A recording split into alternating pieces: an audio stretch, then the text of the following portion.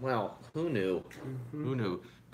Chris, see money. Yep. Can you do me a favor and get Angle it? yeah, angle that guy, or we can all just get really tight here. Okay, so first of all, we gotta before we begin, because we haven't begun yet. No one can see us. No one on the internet watching. We need to decide what we're gonna. I think we need to start with what open bottle of wine do we want to start with here? I think do you have one made out of grapes? I do. I got you covered. All right, cool. That one. Hold on, wait. We good, see money? Almost. Yeah. I'm gonna pretend like we're prepared. What's up, everybody? Welcome to Wine with Wyan. This is the one with JP Sears. What's up, dude? Cheers. Why is our glasses empty? This is a terrible, horrible way to begin. We're also joined with the good doctor, DDS, MD, Clemmens. All right, so today we have a challenge that we're gonna solve. I mean, you're the only person who can help us solve it. Bro, The good doctor and I'm I here couldn't solve because I it. care. All right, will you hand me that unopened, expensive bottle of wine right here? Yeah. Okay, folks, we've been challenged on Wine with Wyan, and this is a supposedly expensive bottle of white wine that's supposed to be good. You know what they say about good white wine? It doesn't exist. It's an oxymoron. Man, I'm on that train, by the way. So today's challenge is, can an expensive bottle of wine be better than a week-old bottle of $2 Chuck? We're gonna find out. All right. It wouldn't be Wine with Wyan if we did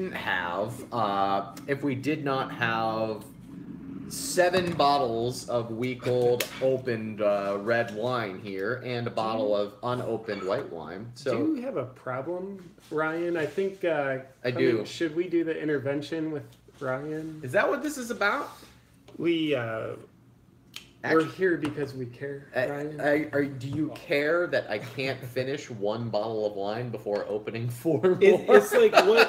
Now I'm rethinking my care. I was scared because you have so many open bottles of undrank wine, but the fact that they're unfinished makes me feel not as terrified about your existence as when It's think of that you're probably more concerned about my ADD of I gotta open this bottle of wine, open this bottle of wine. So would you I want to introduce you to our yeah, this is the winner from last week's Wine with Wyan here.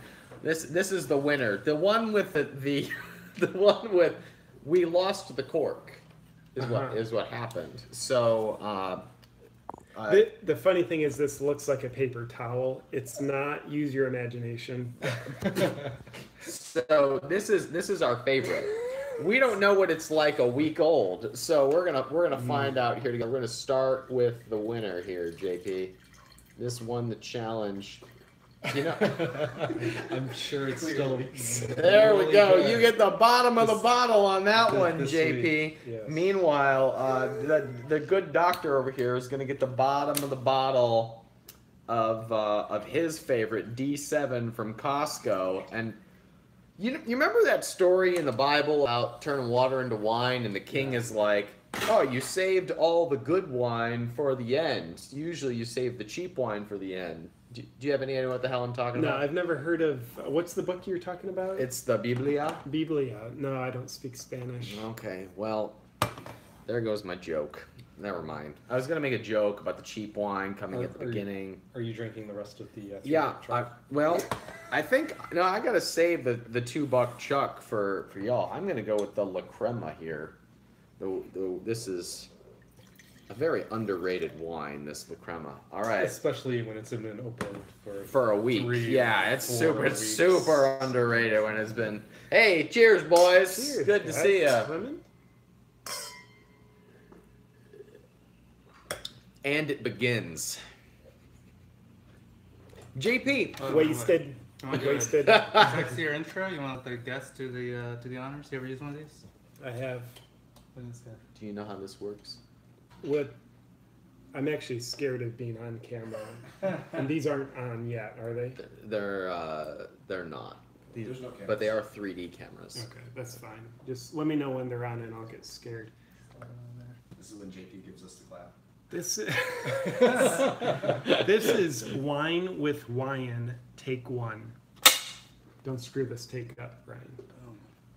It's time for Wine with Wyan. We're drinking $2 Chuck and some supposedly good white wine, if that's not an oxymoron. Let's get sloppy. JP, welcome to Wine with Wyan. What is it like to be married?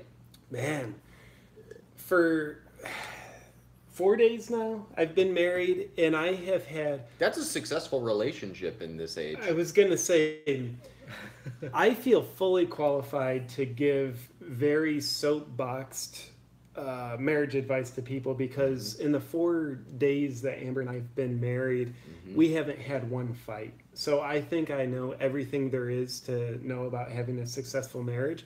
So with that said, and I think everything I just said is very accurate, including that sentence about the previous sentence being very accurate. And this is still the same sentence because I didn't say period, comma.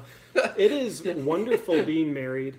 And it, like on the real though, as I heard hip people say once, it was a rite of passage to get married to my lady. You know, when I came in here, Ryan asked me, JP, how do you feel being married? I'm like, it actually, yeah, it feels different. Like the commitment, the rite of passage, I think it was also is a deeper step into my manhood. I think a deeper step into my sovereignty as well, of me being my own person, my own true self. So on the hero's journey, just because like Joseph Campbell is someone who I like to quote often, even though I'm not going to quote him here, I'm just talking about him, but I still hope to get street credit for using Joseph Campbell's name by all the scholars out there. Forgot what I was going to say about Joseph Campbell. But on the hero's journey, as Joseph Campbell might say, you know, leaving home, metaphorically speaking, I think I took another step away from home, the home of who I was, the home of where I came from, so I can step deeper into who I might become. You have never had a fight in your entire marriage. For 4 days, What would you say is the secret to a long and happy, fightless marriage? For 4 days. Distraction. Yeah, sheer distraction. I mean, we moved into our new house 2 days ago, so there's so much to do there that we don't have time to pay attention to each other. I think the wedding itself is a big distraction from each other, so... Yeah, I think the way to get really close and intimate with your beloved is to be distracted from them so you never really notice them and therefore can't fight with them and therefore can't have a bad marriage. You know, I once was at the grocery store, which in Cleveland is called Giant Eagle. And at Giant Eagle, there was a man stocking the shelves.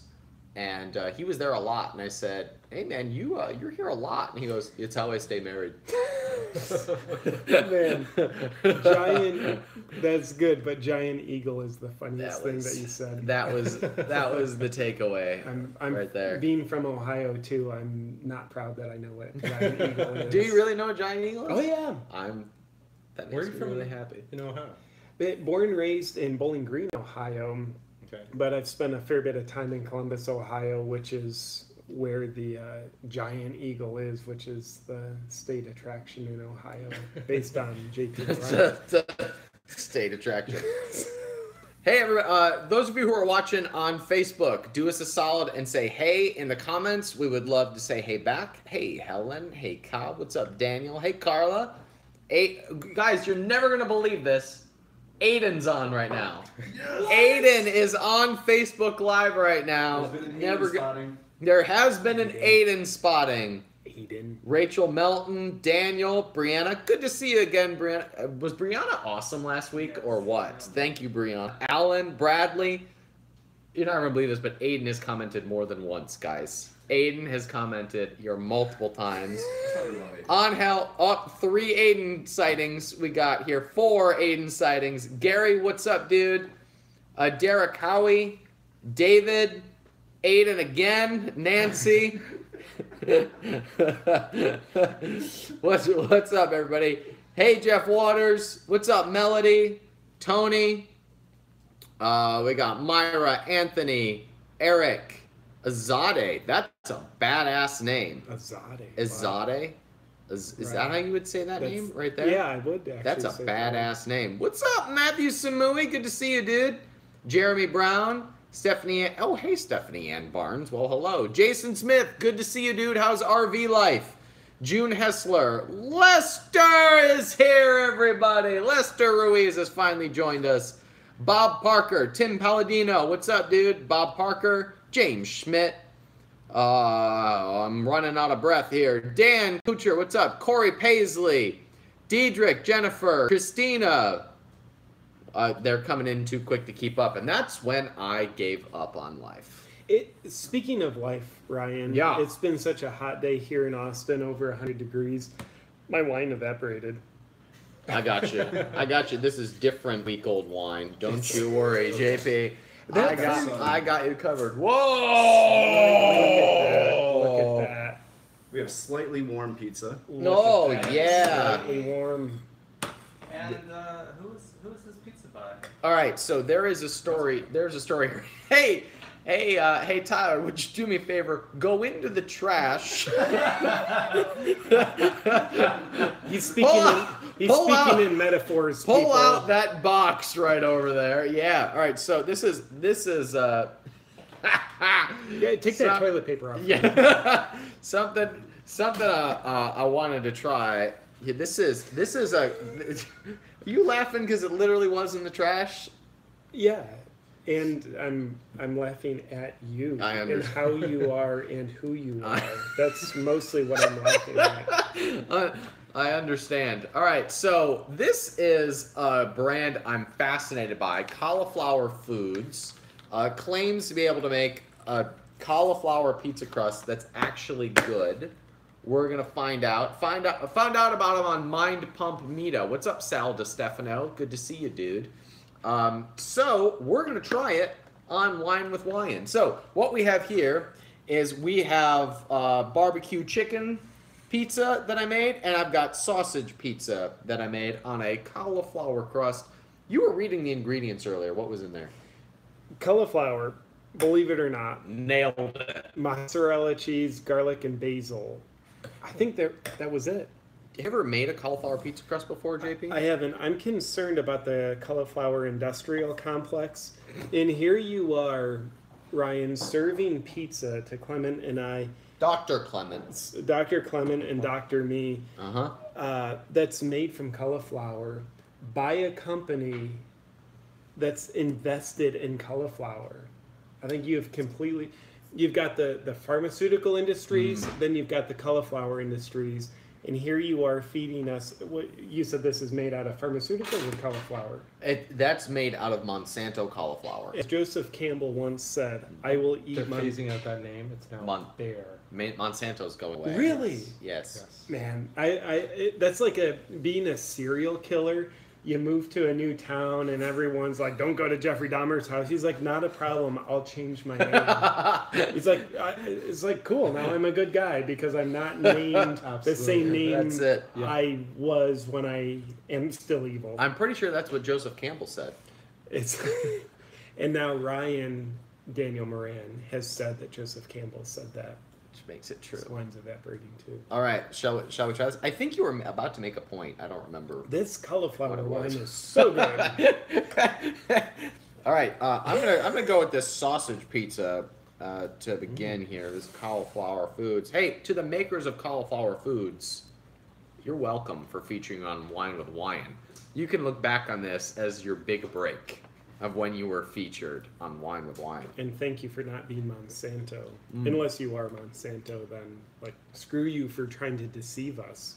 But mostly thank you because you're probably not.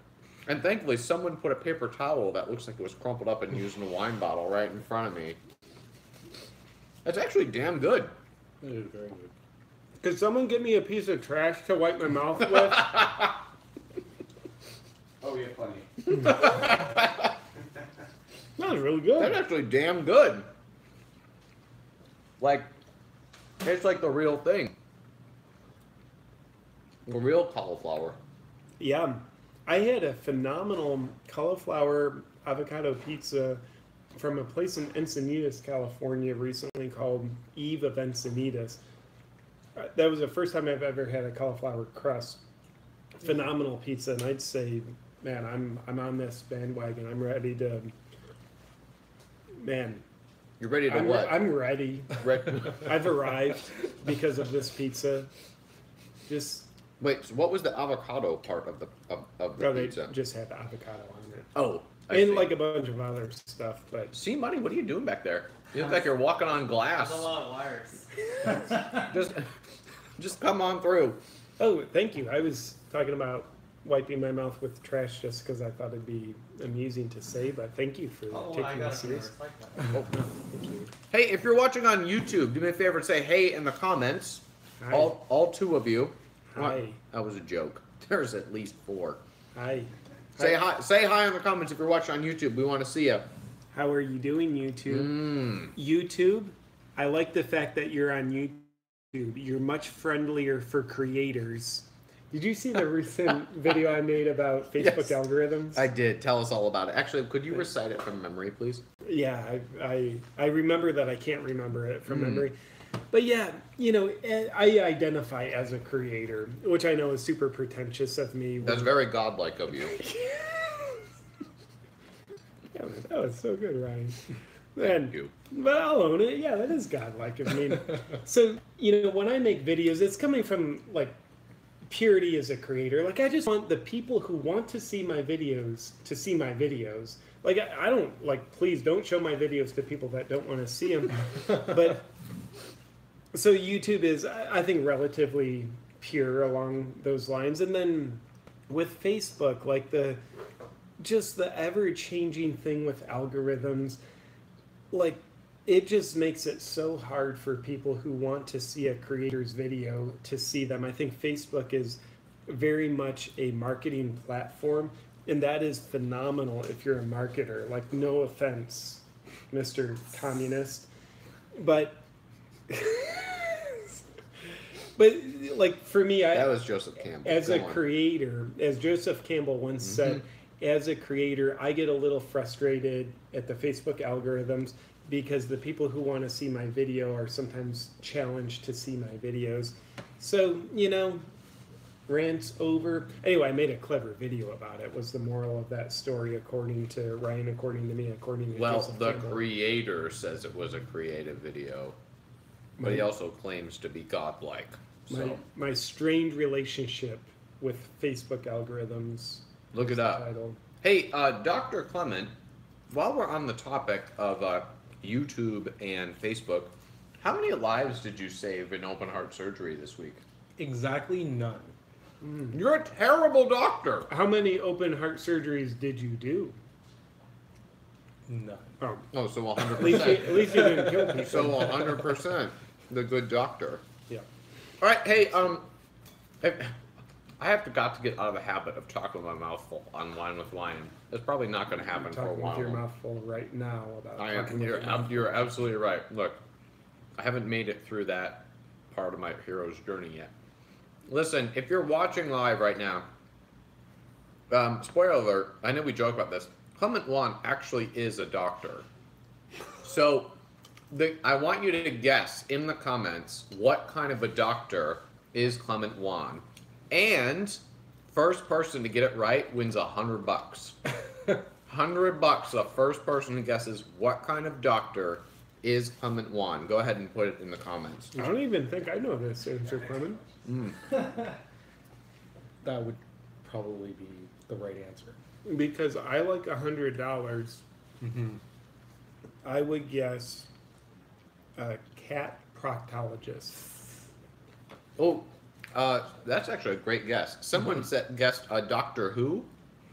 Someone guessed an OBGYN, dentistry, podiatrist. You're a doctor of love. PhD in communication, optometrist, criminology, political science. A lot of votes for dentist, general family practice, vascular surgeon. Nailed it. They could be very alarming if I ever did surgery. What do you mean? Just like, I just wouldn't cut straight. So are you in your experience as a doctor, are most surgeons incompetent? That's kind of like, do I still hit my wife? And the answer is Did you not use that phrase last week? yes. You did use that phrase last week. This is Who are Because you? it still This is- applies. this Who are is- you, Joseph Campbell? This is video shaming, and I just want to say I will not stand for this, Ryan. Quit shaming the good doctor. You're right. Never shame doctors. This crust. But- I'm really impressed with this crust. And speaking of your impression with that crust, Clement, what does make a good surgeon? Like the ability to Save lives? save lives. But like what increases the ability to save lives for a surgeon? Is it like cutting straight and not cutting what you don't want to cut and sewing I up? have no idea. Oh, he's just being humble. He's the surgeon who pretends he's not a surgeon. He's the humble doctor. Yeah, yeah. The good humble Dr. Clement Wyan. Yeah. Next thing you know, like you'll be acting like you can't bench press 500 pounds. Pretty much. I just want you to know, I see you. I see you. Excuse me, Ryan. Mm, I see you. we're all in this together. I feel affirmed. Yeah. Thank Yeah. you. Are we Do just you- gonna? So you feel affirmed, and do you feel awkward? Not yet. Give it a few seconds. Ryan's hand's now on my leg. I'm trying to transfer the awkwardness to your arm. It's working. It's working now. Yeah, I can feel it. I'm gonna drink wine now. I think we had a breakthrough, like all That's three good. of us. I'm gonna cry. This is like a men's camp. For little kids dressed up in adult suits. Drinking week-old wine. Get the kids drunk. Let's do some therapy. That would be effective. You know that's why Esther's such a good kid. Because she's The wine? not drinking wine. Oh, I have some great photos of her holding bottles of wine. Or just say, "Mommy, I want to try your wine." Oh, right, she had that flask. Kitty flask. So is my water bottle, and so she likes to drink out of it. Is it over there? It should be. It usually lives over there. She thinks that's my water bottle, so she likes to drink out of Daddy's water bottle, That's, which is a flask. that's cute. And So for I'm not a perfect parent. and for the purposes of Child Protective Services watching And- this video, I will right just say that everything in this video is for creative purposes only. It's not based on a true story. And that's coming from the creator, Mhm. Yeah, the self-proclaimed creator. yeah, Mm. yeah. Thank you for proclaiming. Hey, if you have questions about life, marriage, because somebody on the stage has experience with that, business, dentistry, open heart surgery, Yeah, podiatry, gynecology, veterinarian, Science veterani, is that it? Veterinarian veterinologist, in sciences, veteran ologist. pet things. Yeah, Go ahead and put them in the he's comments. basically a dog groomer. And if you want to, what's the protocol for drunk dials? They should shoot us a direct message with their number. All right, cool. So if you want to be live on Wine with Wyan, shoot us a direct message. Shoot us a message at Ryan Daniel Moran. Someone will see it, and if you're not a crazy person, actually, if you are a crazy person, I was gonna say like, that would be why are great. we- Like the weirder the question, the better. All right. Clinically, yeah. Business, life, politics, fitness, and podiatry. Those are our topics for today. Do you have Catherine Laverly on speed dial this time? Where the hell is Catherine Lavery? Lavery. Hey, Dietrich asks if you're single. Who is she asking? She just says Ryan single.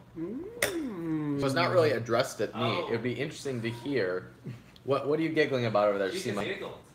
Who's I'm giggling? at her giggle. You're giggling at someone's textual giggle? Yeah. Someone wrote giggle and you're giggling about it. I did find it a And little speaking about. Did you just giggle in the fourth person? funny. Whoa. Wow. I didn't know that was possible. Mm-hmm. There are 4 people here right now. True. But yeah, that'd be like, instead of like me laughing at your joke, I would literally spell laugh. It would be as touching. JP, I actually have a serious question for you about life. Yeah. You posted a video before years ago, when you used to do a lot of. That was impressive. Thank you. All 4 grandparents are alcoholics. Well, you sir,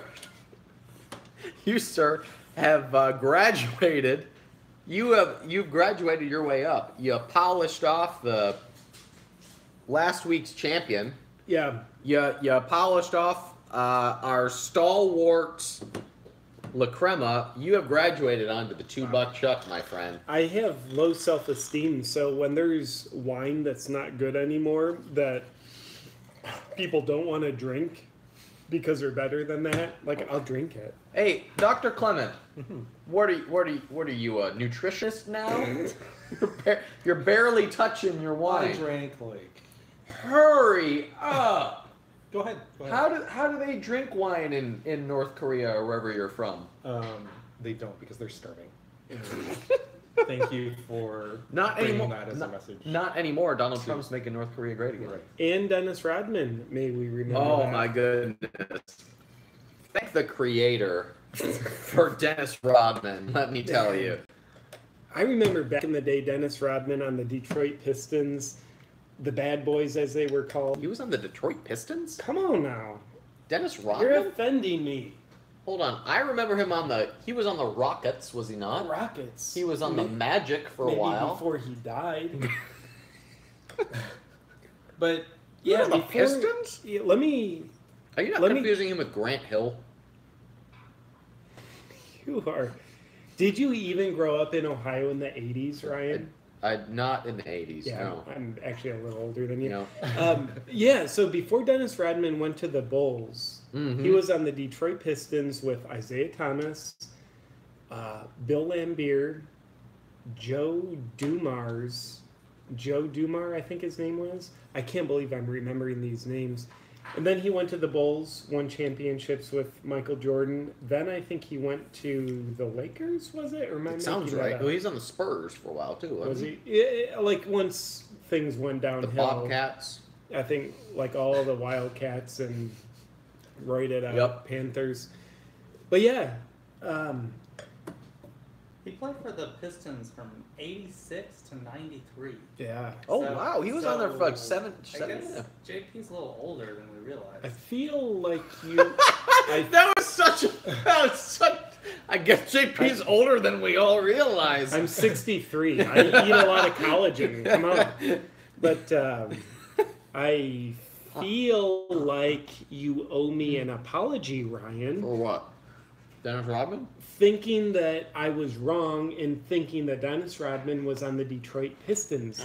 I find it charming when people grab my arm when I'm trying to eat. It's So I really like this cauliflower pizza crust. you develop a speech impediment when you're trying to eat cauliflower Well, pizza. you know what? That's a little bit offensive of you. Wow. Okay. Ooh. I'm gonna keep mentioning the cauliflower. What is the brand called? Where'd that piece of trash go? Well, our live video is interrupted. What just happened? Cauliflower House? Hold on. What happened? Let's get over And we're here. back. Yeah. I'm gonna keep Because the box hit the table. that was it. I'm gonna keep mentioning cauliflower foods because they're gonna think they sponsored us and maybe accidentally send us a bunch of pizzas, which would be great. In checks. Amen to that. Mm-hmm. So JP, before you did comedy videos, you did a lot of more introspective videos, Mm-hmm. and you had one that I thought was really interesting several years ago about health challenges or like addictions and like food, Mm-hmm. like problems with food being connected to emotional issues. Yeah. And you were making the connection between stress and cortisol and fat gain. And I was hoping you could summarize that because I thought that was really interesting. Yeah, I personally think that our emotional state dramatically influences the health of our body and therefore our fitness, for the better or worse.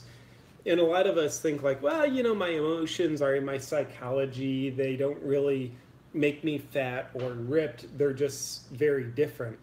But to quote a person named John Thie, who's the founder of Touch for Health system of... That's the organization founded by Joseph Campbell, right? Probably. According to this information coming from Ryan right now. Mm-hmm. He once said, everything affects everything. So with that said, when we're stuck in an emotion, like let's just say we have repressed anger, repressed fear, repressed shame, which is only everybody, like that's all that I think there's two kinds of people in life. Speaking of which, drink your wine, Dr. Plummer. And that's in order. Yeah. There's two types of people in this Dr. world. Those who have repressed emotional pain, and then those who are in denial of repressed emotional pain. And I think the people in denial don't have repressed? They definitely don't, according to them. Okay. But the thing is, with emotional pain, I think what we don't know about it is what hurts us. But when we're actually feeling emotion, even if it doesn't feel good, according to my delusional point of view, it's actually healthy because we're feeling it, we're processing it. It's like the emotions going through our psychological digestive system. So getting to the point here, when we have the emotional pain that's repressed, suppressed, wherever it is within our mind-body complex, that emotional pain is stress. And all stress will increase our cortisol levels to one degree or another, a little bit chronically or medium or a lot chronically. And when we elevate our cortisol levels chronically, that's what really starts affecting our health. That's what really starts affecting our fitness. So cortisol, when it's elevated due to any reason, in this case, because we have stress, which is repressed emotions, emotional pain that we're not dealing with, cortisol is a fat storing hormone and muscle burning hormone. So when we have elevated cortisol, because we have emotions we're not dealing with, we're literally eating our muscle tissue, hormonally speaking. And muscle is a fat burning tissue in our body. So we're actually eating the tissue that burns our fat while simultaneously, from a different angle, programming our body, hormonally speaking, to store more body fat because of our stress hormone cortisol. So probably the moral of that story, if there ever was one, vitamin V, vulnerability, is one of the greatest nutrients, in my opinion, that can help us at all levels. And in this case, I think it's like a hidden gem. Like if we're health or fitness minded, if we realize the more vulnerable we can become emotionally, that doesn't just help us emotionally, that hormonally helps our bodies, which hormonally helps our fitness and our health. You know who knows all about More vitamin V? Brene Brown. The Good Doctor. I want to... So- Vitamin D. The You're good saying doc- vulnerability will reduce stress. Yeah. I think, Oh, yeah. More pizza just showed up. to me, What? And I didn't hear what else a real verdict on the taste here. but- All right. well, let me address the good doctor's inquiry. In my delusional opinion, will vulnerability reduce stress? In my opinion, yes. It's the same way pooping will reduce constipation.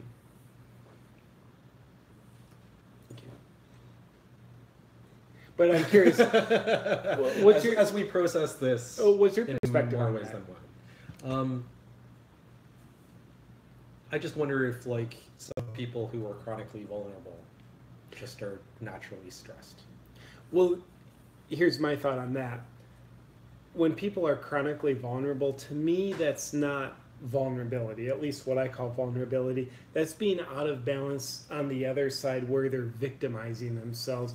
The person who gets on the phone and cries to a friend every day, I don't think that's real vulnerability. I think that's victimization, which is incredibly stressful.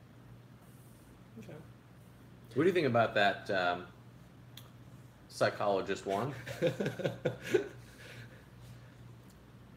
gonna have to process it, just like constipation. You sounded Canadian just then when you said process it Yes. like that. Because I am. I like that. You're coming out of the closet revealing you're Canadian Yes. in front of the biggest Donald Trump supporter / Canadian hater that I know, named Ryan Daniel Moran. Only half of that's true. He hates What's up, Carrie, Diedrich, Joshua? While we're on the topic, How do you almost marry someone? Like, were you at the altar and then like you slipped and tore an ACL? Or no, like I had the date picked out in which I was going to propose to date you, dirty d-bag. Well, you took that too literally. She was playing hard to get. Yeah. Ryan, oh my goodness, I'm sorry. No, I you misread were so the gullible. signals. Yeah. I mean, I will never understand women. Yeah. It's like when they break up with you, they never mean that. They're just speaking in metaphors. It's like when be your true self. I don't like it when you're acting like someone else, which is who you think you are, but you're not that. So you should show up at my house at 3 a.m. Yeah. Man, That's when you know they really care. I misunderstood that one, JP. Yeah. Woo! I'll tell you Yeah. what, she dodged a bullet. She definitely did. Lucky lady. She dodged a bullet. Because you know what else? You know what she'd be putting up with right now? We'd be doing wine with wine at her house, and she'd be upstairs going, my husband is sitting there drinking wine again on Wednesday. And she'd be saying like, and he put the bull skull in the living room. She was vegetarian. Yeah. Yeah. He has a bull skull with big horns in the living room, which you probably can't see via these camera feeds. YouTube, he can. YouTube can. So he has the bull skull, and then he has the nerve to put it above the TV. Yeah. Like he's some kind of like Yeah. savage barbarian man. warrior cowboy that Freaking has man. someone else kill the bull, mount it, and like cleanse it of all the bull germs. More like a guy made it in plastic. I think that's. Yeah. Which Yeah, a little then more she humane. would say he's not even a real man because he has a plastic I bull feel like you're skull. not being consistent with your argument. I feel like I'm trying to like make a point, and then when you like show me how my point's actually not valid, that I can then pivot to still make the same point valid if I just change. Just like the Democrats do. Yeah. The inconsistency is the key to always being right. Wow, that is so true that we just all learned that right now. And that's when I almost got married. Wow, everybody Yeah. poops. Like, Yeah. wow, that's true too. I want to just said it. I want to come back to this topic of vulnerability, but a question was proposed to the good doctor. It was, as an anesthesiologist, do redheads need more medicine? Well, I think it comes back to the fact they don't have souls. So I think you need to consider like, This is awkward. yeah, why? Could I Oh, this could is I awkward. interject, Oh, Clement? okay. Well, I agree. We don't have souls. We do have nervous systems that can feel pain. So my experience with anesthesia as a soulless ginger, like seriously, redheads don't have souls, like not even close. But we have nervous systems, afferent and efferent nerve. So whenever I've been to the hospital in pain, like I've dislocated my shoulder 4 times, which is so trippy to see your shoulder sitting right there. I didn't know that was a problem with redheads. Yeah, when you athletic trauma. But they would have to dope me up with significant amounts of morphine compared to the average person. But was that because your grandparents were alcoholics? I don't know. Well, the question begs to be asked, am I redhead because my grandparents were my grandparents who were also alcoholics? So yes. Speaking of alcoholics, Dr. Juan, He just keeps get pouring himself at wine. it. Get at it. Do we have our first caller? We have our first call. It's the part of the show where the wine is finally kicked in, and we have one very unlucky person on the call. Who we got? We have Mr. Aiden Au, who has a question specific to Clemmens. That's where we got to be quiet and just make fun of people on the live stream. Hello, Aiden. Hi, Tyler. Well, not anymore, but what do you have to ask Tyler? Oh, wait, am I talking to Tyler or Chris? Close enough. Clement. Aiden, ask your damn question. You're live online with Wyan. Wine. Yes, I'm right here. It's Aiden. Hi, JP, Wyan, and Clemmens. Dr. Clemmens, DDS. Yes, what you got, Aiden? Good to have you again. Great. Well, today it's actually an actual doctor's birthday. Happy birthday, Dr. Travis Zegler. That it is his birthday. I Yes. think all of us feel touched about that. That's happy birthday, Travis. Aiden, ask your question. Ask your damn question, Aiden. Yes, so if we were to get Dr. Clemmens on The Bachelor, what's the best way or how should we market it? That's a good one. So we're So, all thinking.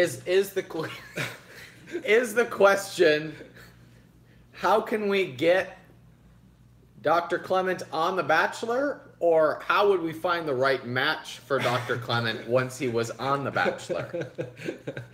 I guess we can take, some baby steps first. How do we get him on The Bachelor? That's a great question. Dr. Clement, do you think the world's ready for that?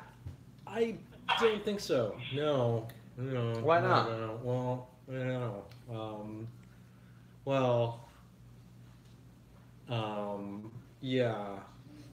I have some advice for you, Clement. I think this is a very practical question. So if you were, could you quit? Like, I'll give you the Heimlich if you need it, or are you just trying to get attention, Ryan? Like, I'm... Go on with your advice. You're acting like a white wine drinker. Oh, that's low. Oh, man. I'm Just went there. cool, dude. Just went there. If you were on The Bachelor, Clement, I think the key to success on the show is to treat all the women based on their level of self-worth. That's how they fall, not in love with you, they'll never love you if you do that, but that's how they fall infatuated with you, which is the key to the game of The Bachelor. Okay. I think it's the show that I've never watched. But so if a woman thinks highly of herself, you have to treat her like she's very classy. But if she thinks really low of herself, you actually have to treat her low in order for you to like match the energy, the emotions, the behavior that she treats herself with, which is probably nothing other than a replication of the familiarity of her childhood and how her family treated her. So I think you'd have to be the chameleon, reading essentially what color, metaphorically speaking, not racially, is the woman, and let me become that color. I'm I glad felt good about that. You really outlined the fact you were talking metaphorically, not racially. Yeah, I'm That so was very paranoid helpful. about Yes. like the Roseanne. But I'm so glad. Well, as a relationship expert, that was helpful. Been married 4 days. Yeah. Not just anybody can get married. Clement, do you think that will help you pick a woman on The Bachelor? Well, yeah, like you can never use too many friends or have too many friends. And use friends. Yes, Let's own yes, that. yeah. I want you to own it. Like you love to use your friends. Yes. And it's okay. Yeah. And you're- I am speaking from a point of vulnerability. Yeah. And your friends resent that you use them all the time, and like you can even love that. Yeah. Yeah. What is the date that you're on The Bachelor again? This is a good question. Yes. What I heard you say is July 23rd is when the Clement season that previews. sounds.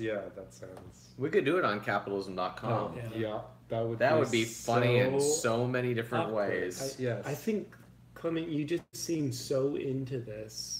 That, Yes. Yes. Yes. I think you should set that up for I'll have Clement. my product director reach out to you. Yeah. Wow. I'm sure they're listening right now. This has been such a breakthrough. I just want to thank all the, as Peter Griffin would say, I want to thank all the mythical children's creatures like, Jesus. I want to thank the Buddha. I want to thank Jah. I want Jah? to thank Who? Jah. J-A-H. That's the word for God in like Rastafarian culture. In what? Rastafarian culture. Huh? Ross. I would also like to Rasta. thank. I'd like to thank the god of fire. Like I want to thank Hercules. Like what are like Athena? Like, I want to thank Athena for this breakthrough, Clement. Like, wow. Would you date Athena? Yeah. That's She what your this type? is about. Follow your heart. She seems very masculine. You're in your head. You're in your head. Oh. I want you to follow your heart. Yeah, maybe, you know, like she. Yeah, follow it. Yeah, maybe. Yeah, it's a. Abe, thanks for your question, man. It's definitely- This brought us all closer together. Thank you, Wyan. I feel some camaraderie and romance here. All right, man. We'll talk to you soon. Thank you. Bye. Aiden's a good kid. He knew exactly where we were going to go with that. That was so that hard to was- say where we were going to go. I feel like that's going to help a lot of people. Yeah. It really is. Tyler, who we got? Certainly helps I'm me. so excited about this one. Who we got? Hey, they're not going to tell us who's on Wine with Wyan, but whoever's listening right now, you're live on Wine with Wyan. Hey, Ryan. This is Ryan. I think you were recently talking about my vegetarian biscuit. Oh, hell. What did he say? We're on the phone with Ryan Deedig, everybody. Oh, hey, Ryan. Hey, how's it going? I'm a little on the spot. How's it going with you? Uh, Hey, can we open another bottle of wine? I'm gonna need it for this one. Hey, I was just talking about Graham and Pop. How the hell are they doing? Graham and Pop are actually doing great. My kids they're visiting them right now, so they're having a great time. Would you please tell Graham that I still think about her Zeus bread, and send them my best. Absolutely. Thank you very I much. have a problem doing that. All right, Ryan, what can we do you for? Hey, so I had a real estate related question. I have several units in Texas since I've been there for work, and my business recently moved me to Maine, which What part of Maine? Portland, Old Orchard, Lubec? Where in Maine are you? Bangor. I have no idea where the hell Bangor, I Maine made that is. up. That's not a real That's place. not. Northeast of Maybe pour Portland wine. by 2 hours. Have you ever been to Lubec, Maine? They filmed one of my favorite shows that no one watched called Murder in Small Town X, which was on Fox in 2005. No, I have not. Well, it's a beautiful I got place. here like a couple weeks ago, so I haven't visited too much in Maine. All right, well, enjoy. All right, go ahead.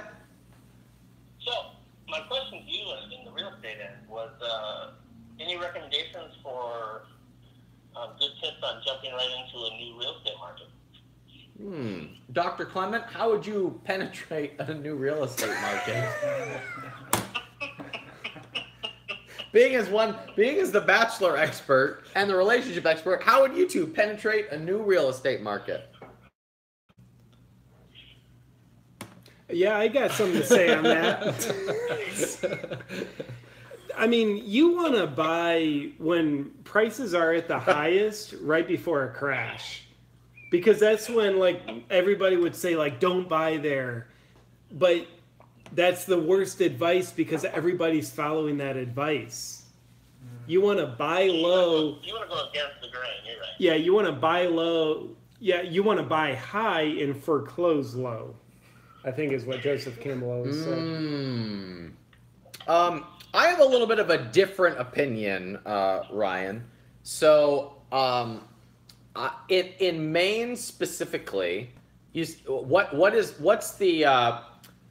what's the demographic of the area that you're in? Are these high-income earners, low-income earners? Are people buying second homes? Are they first-time home buyers? Tell me about the demographic.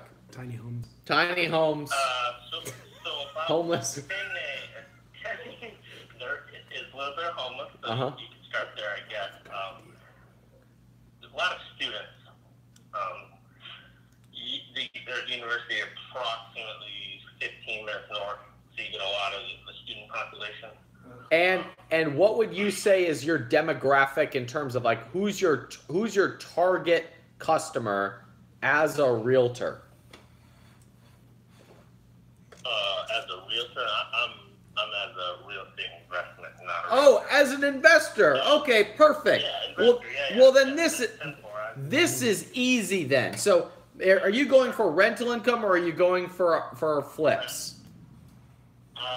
rental income. Okay, dude, the best rental income in, like, if you look at all of the different rental strategies, the income to price ratios are highest in two areas: special needs and student housing. Those are the two highest rent to price ratios.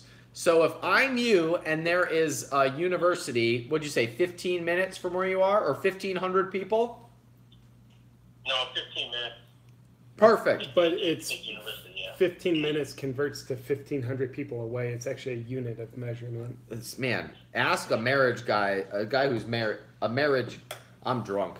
All right, so 15 minutes away, there's a university. So if it were me, I'd be buying up all of the real estate within walking distance of the university and renting it out on a per room basis to the students, because you'll get more cash flow of renting it out on a per unit basis or a per room basis.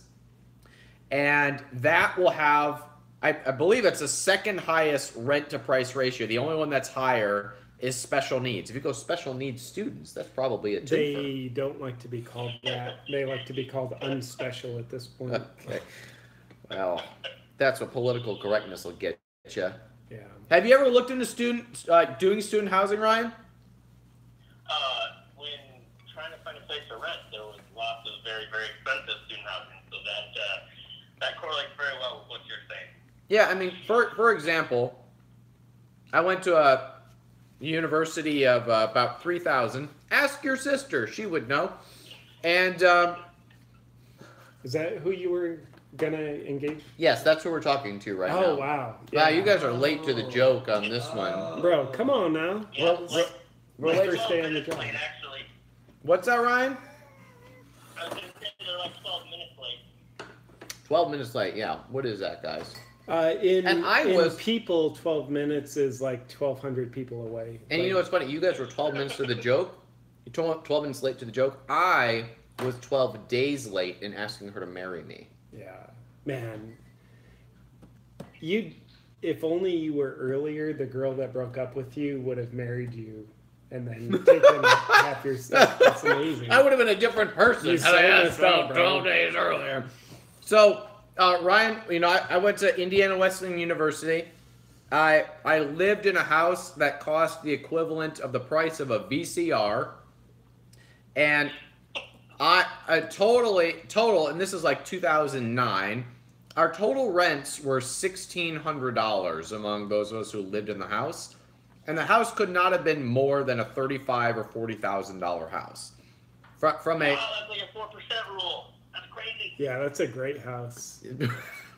like that's Such a nice luxury house. like that's an absolutely absurd return, and when you look at, you know, leverage and the amount of like down payment that'll take, like your returns are just absolutely That's absurd. like a 600% return. Yeah. 600% return. Have you- 4% sure. Return is unbelievable. Have you ever rented to anyone? Out of curiosity. I like this question. Have you ever owned a rental You're property? not asking me, are you? I am. Have you ever owned a rental property? Yes, I own stuff. Okay. Okay, as long as you're like okay with pain in the ass tenants, who can be Yeah. pain in the asses.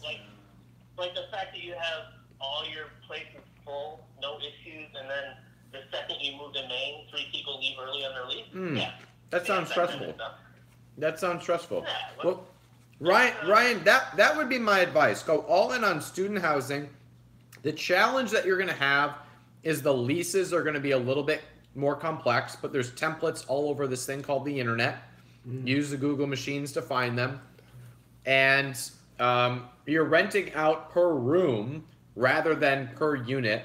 So if one of them moves out or gets kicked out, you're still subsidized by the other people in the house, and the rents are absurd. So that would be my recommendation. Well, I appreciate your advice. I will have to look into getting on that right away. Hey, give my best to Sarah and Adam. It's good to hear from you, dude. Could you tell Ryan I want I to give will. him some They're actually advice? both listening, I think. Well, this is even more awkward then. Oh, JP says he'd like to give you some advice.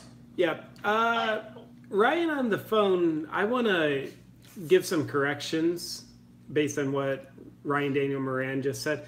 First off, you want to do two things. Never call students students. They like to be called career impaired people. And then second off, you're not going to want to rent out like one room at a time. You're going to want to rent out one room on an hourly basis. This is the Motel 6 prostitution model, bro. You feeling me? Come on. Yep. I'll have to look into the monetary benefits. Let me bring it home. The jail time. How much money do you have right now? What's your net worth? Probably something in the negatives. All right. Well, here's the deal. Here's what I want to tell you. I'm just feeling this in my heart.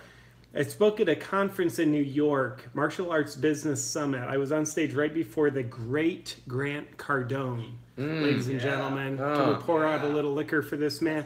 What he told the audience really touched me, and I want to tell it to you right now, Ryan. If you're not a millionaire, you should be ashamed of yourself. He literally told the audience. But the funniest thing was when he told the audience that was he wasn't joking. Like that's literally the dimension this guy's at. Like you should be ashamed of yourself. You're not a millionaire. So I want you to really think about this business model we're talking about. And that's our advice, Ryan. Thank you. I'm going to drive 15 minutes into town and buy some more beer. 1,500 people away. Yeah. You're a good man, Ryan Diedick. Thanks for calling. No problem. Have a good one, guys. All right, you too.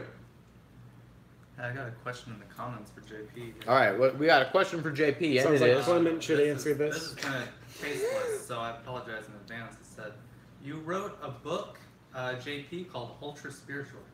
What type of revenue did or does that bring in?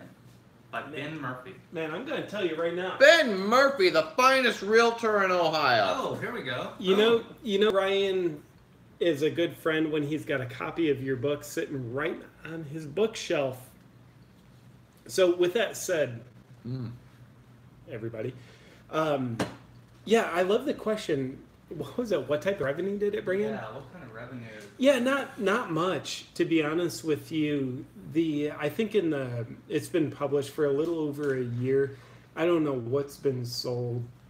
Somewhere between 11 and 14,000 copies. So it hasn't been a big moneymaker for me.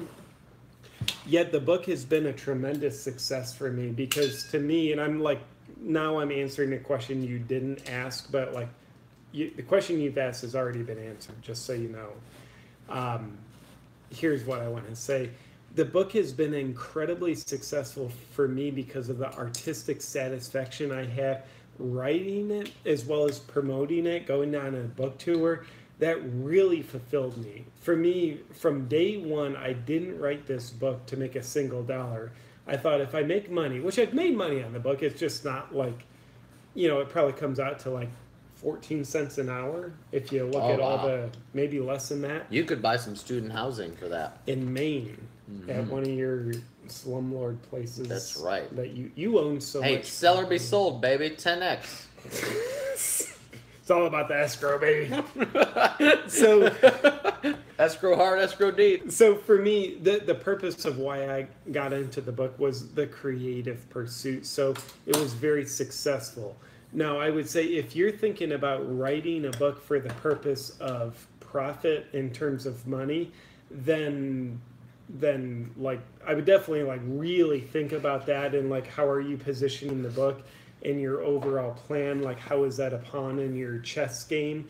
And if it's just like, well, the book itself is like the checkmate, I would really like say like probably don't write a book. But if making money from a book is just the cherry on top for you, then I'd say like, man, maybe think about that.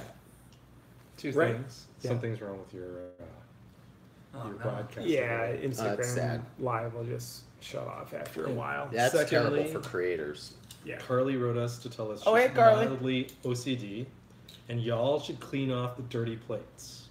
Why? Here, I'll just do this. Out of sight, out of mind for Carly. Okay. Carly is the one who got me into saging the place that I live. Yes. And Do you it's, sage your place? Yes. Well, I don't. Amber does that, and if she didn't, I would.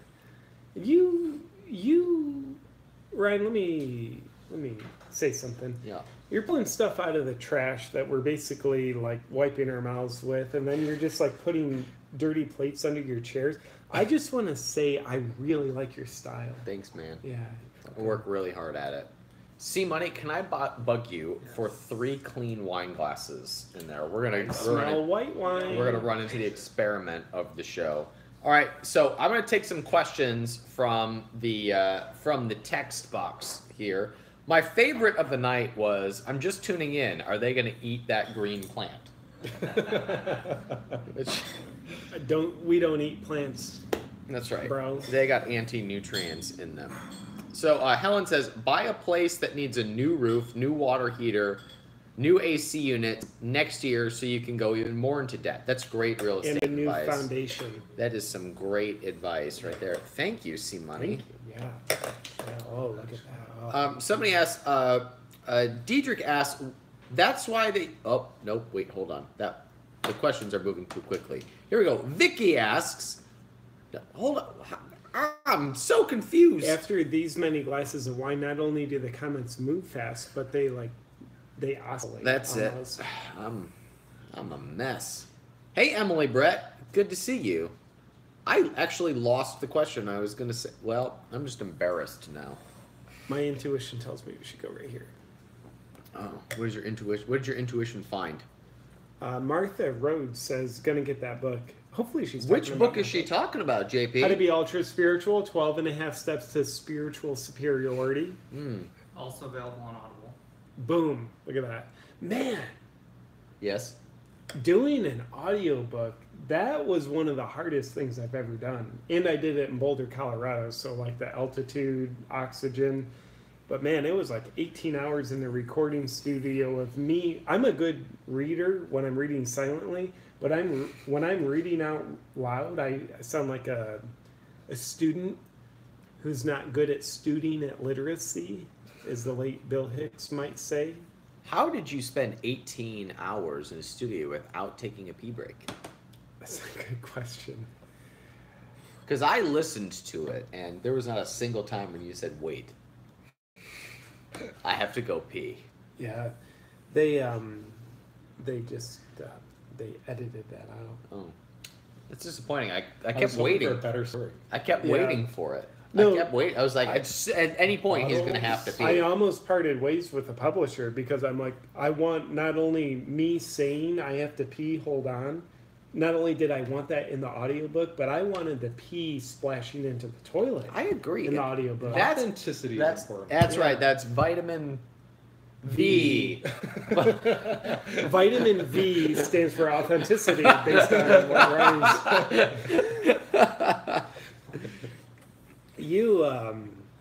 You're just a bad person, Ryan. Tom Twombly, my hero from the week, who sent us this bottle of supposedly expensive white wine that we're about to try, says, JP, check the friendship strength by looking for creases on the spine. Was it? I'm going to skip that question. No, that is. Thank you, Tom. Okay, look, I have multiple copies This is a of the very book. uncreased This is spine. Esther's version. This is Tom, Esther's thank version you. of the book. Like you and I are. I Totally not downloaded the friends audio anymore. book. I am breaking up, just like your ex-fiance. I am breaking up with you, Ryan Daniel Moran. I am breaking up with you, and I knew it was you. Wait a You minute. broke my heart, Fredo. Is it over? Is it over my spiritual beliefs, just like her reason? No, it's out of your lack of give a crap about my spiritual beliefs. That's fair. That's fair. It was the same Oh, with it'd be her. cooler if like you were against me, but you're like, yeah, that's a good reason to break up with me. Like that's so like unsatisfying. You always want to fight when you break up with someone. Like you shouldn't break up with me. Look at that picture. I forgot this picture's in this book. Y'all see that? Ryan, given that you've never looked at my book that you Yeah, own, look at that's that it. picture. And I spelled intelligent wrong on purpose. That's how intelligent I am. That's cute. Look at that. I don't know how to pivot out of here. Clement, say something smart. Will you Damn commit it, to reading this book tonight before you go to We bed? should pour some of this wine. All right, cool. And so, quick story from the week. Tom Twombly, fan of the show. Apparently was so offended by the wine that we've been drinking. Right. Well, hold on. You're not offended by... You don't show wine superiority by sending white wine. Let's be real. What he said... It's like winning an arm wrestling competition through artistic expression. So this is a bottle of white wine that I've been told is a good wine. What in the world? That is very, very white wine. That's like winning an arm wrestling competition through artistic expression while wearing a Speedo. Ooh. Yeah, right there. And that doesn't happen. All right, so we've been told... That's That an would appeal to observation. a certain demographic. What did you just say, Dr. Clement? I said that would definitely appeal to a certain demographic. Yeah, wouldn't it though? What demographic would that be? Yeah, I'm ready to be offended already, Clement. People? Yeah. You're just going to label them Yes. people? Yeah. So, People is not a very specific demographic, Clement. so here's the question, ladies and gentlemen. Can an expensive bottle of reserve white wine be as good as a bottle of week-old opened $2 Chuck? Let's find out. Ketones and tannins. It's my health philosophy. Oh, it smells like horse pee. Is that horse pee? It smells I like, like a it. It's nice female and sweet. cow. It's pee. very sweet. Here you It go, is Dr. Clement. lovely. Well, then you This can is how wine should be. you can double. What is wrong with you? Did you just say that sweet the wine that the way wine should be? Yes. It's like I don't even know you. Would you like anymore. a wine cooler? I'm sure those Boxed are wine. delicious. Would you like a boxed wine cooler? That is, it's so sweet. It tastes like That is very sweet. it's tasted like you dipped a horse in sugar, asked it to pee in a cup, and then you drank it. That's what it tastes. I'm not It gonna is lie to you. delicious. I'm not gonna lie to you, Ryan. Ugh. Now, what I'm about to say might end our friendship for the second time tonight. Like, yes, the sweet. Yes. Let me start that sentence over. Yes, that's sweet. But I kind of like it. That is really good. Absolutely. I mean, it's not manly. Ryan, you have no taste. I will take my week-old bottle of opened $2 Chuck over this. I would too, because it's red $2 Chuck, unopened, fermented, bacteria-ridden, You're using a lot disease-bearing. of big words right now, JP. That would have been fine for an hour ago, but not now. Wait, is it time for a Q&A? Time for Q&A. Who we got on the phone? We have Anthony all the way from Australia. Anthony in Australia. Welcome to Wine with Wyan. Right by Maine. Hey, my name's Anthony. I've got a gaming company, and I'm just wondering what the best way to make it more appealing to investors. You have a gaming company and you want to make it attractive to investors. Is that right? Yes. What are your sales? So our sales are we get downloads. It's free downloads, and we make money off people buying in-game purchases and watching videos, And like advertisements. and how much revenue have you done in the last 12 months? So we started about 3-4 weeks ago, and we made about $1 a day so far. And yeah. All right, so let me ask you this. If you were to raise $50,000, what would you do with the money? It would go more into advertising and overall development of the game to upgrade what's already there to then further people's interest into the game and get more downloads. All right, so you're claiming to have a gaming business, but what you actually have is a gaming streaming channel. Is that right? And you're making about $1 a day? Well, it's pretty much it's an app game that you download. It's like match 3 kind of game, Got it. We can make anywhere up to $1 a day right now. All right. So look, from what you're saying, you don't have anything that I can step on the gas and make happen faster. So if you want to raise money from investors, whether you're making money or not making money yet, you've got to come to the table to your investors of, here's how the money is going to be deployed. This is how this is going to create return. And here's how your money allows me to step on the gas faster. And whether that is, my suggestion would be that whatever money you want to raise, it goes directly into distribution. But that has to have a distribution model. What audience are you partnering with? What opportunity are you sitting in front of that the only thing standing in your way is lack of capital? And I'm not hearing you say that right now. Yeah, pretty much we need more capital to advertise the game out there so people can get more downloads and then get a boost. Yeah, so if you want to raise money from investors, you need to bring a proposal to the table of how you're going to advertise in a predictable way that is going to create ROI. And if you want to, if you genuinely want investors, which I would be skeptical of telling you to do right now, I would be skeptical of telling you to get investors until you had that per dollar into $2. You can't turn $50,000 into $500,000. So you need to take every ounce of revenue that's coming in and roll it back into advertising so that you have a predictable model that you can take to investors so that you can show them, when you give me money, I'm going to step on the gas in this way. My advice for you would be connecting with every Twitch channel, every YouTube streamer that is in your space, and be building relationships as aggressively as possible. Be depositing checks into the relationship bank accounts, partnering with as many influencers as possible, leverage as much free advertising as you can, wait until you have an audience, spend every dollar back into advertising, and then go to investors. Well, yeah, that sounds very good. Thank you for that, Ryan. You bet. Also, I'd like to say to JP, I love his video on the vegan versus meat eaters. Thank you, brother. I appreciate that, man. Man, I love you loving my videos. Yeah, I love quite a few of your videos. That's really great. Man. What part of Australia are you in? Maine. Oh, yeah, so I'm in Adelaide. I'm based in Adelaide, but I think if I was to move anywhere, I think Queensland is like the best place. Cool. Yeah, I've spent a lot of time in Queensland. I've yet to get to Adelaide, even though I've been to Australia many times. But do you want me to give you better advice than what Ryan just gave you?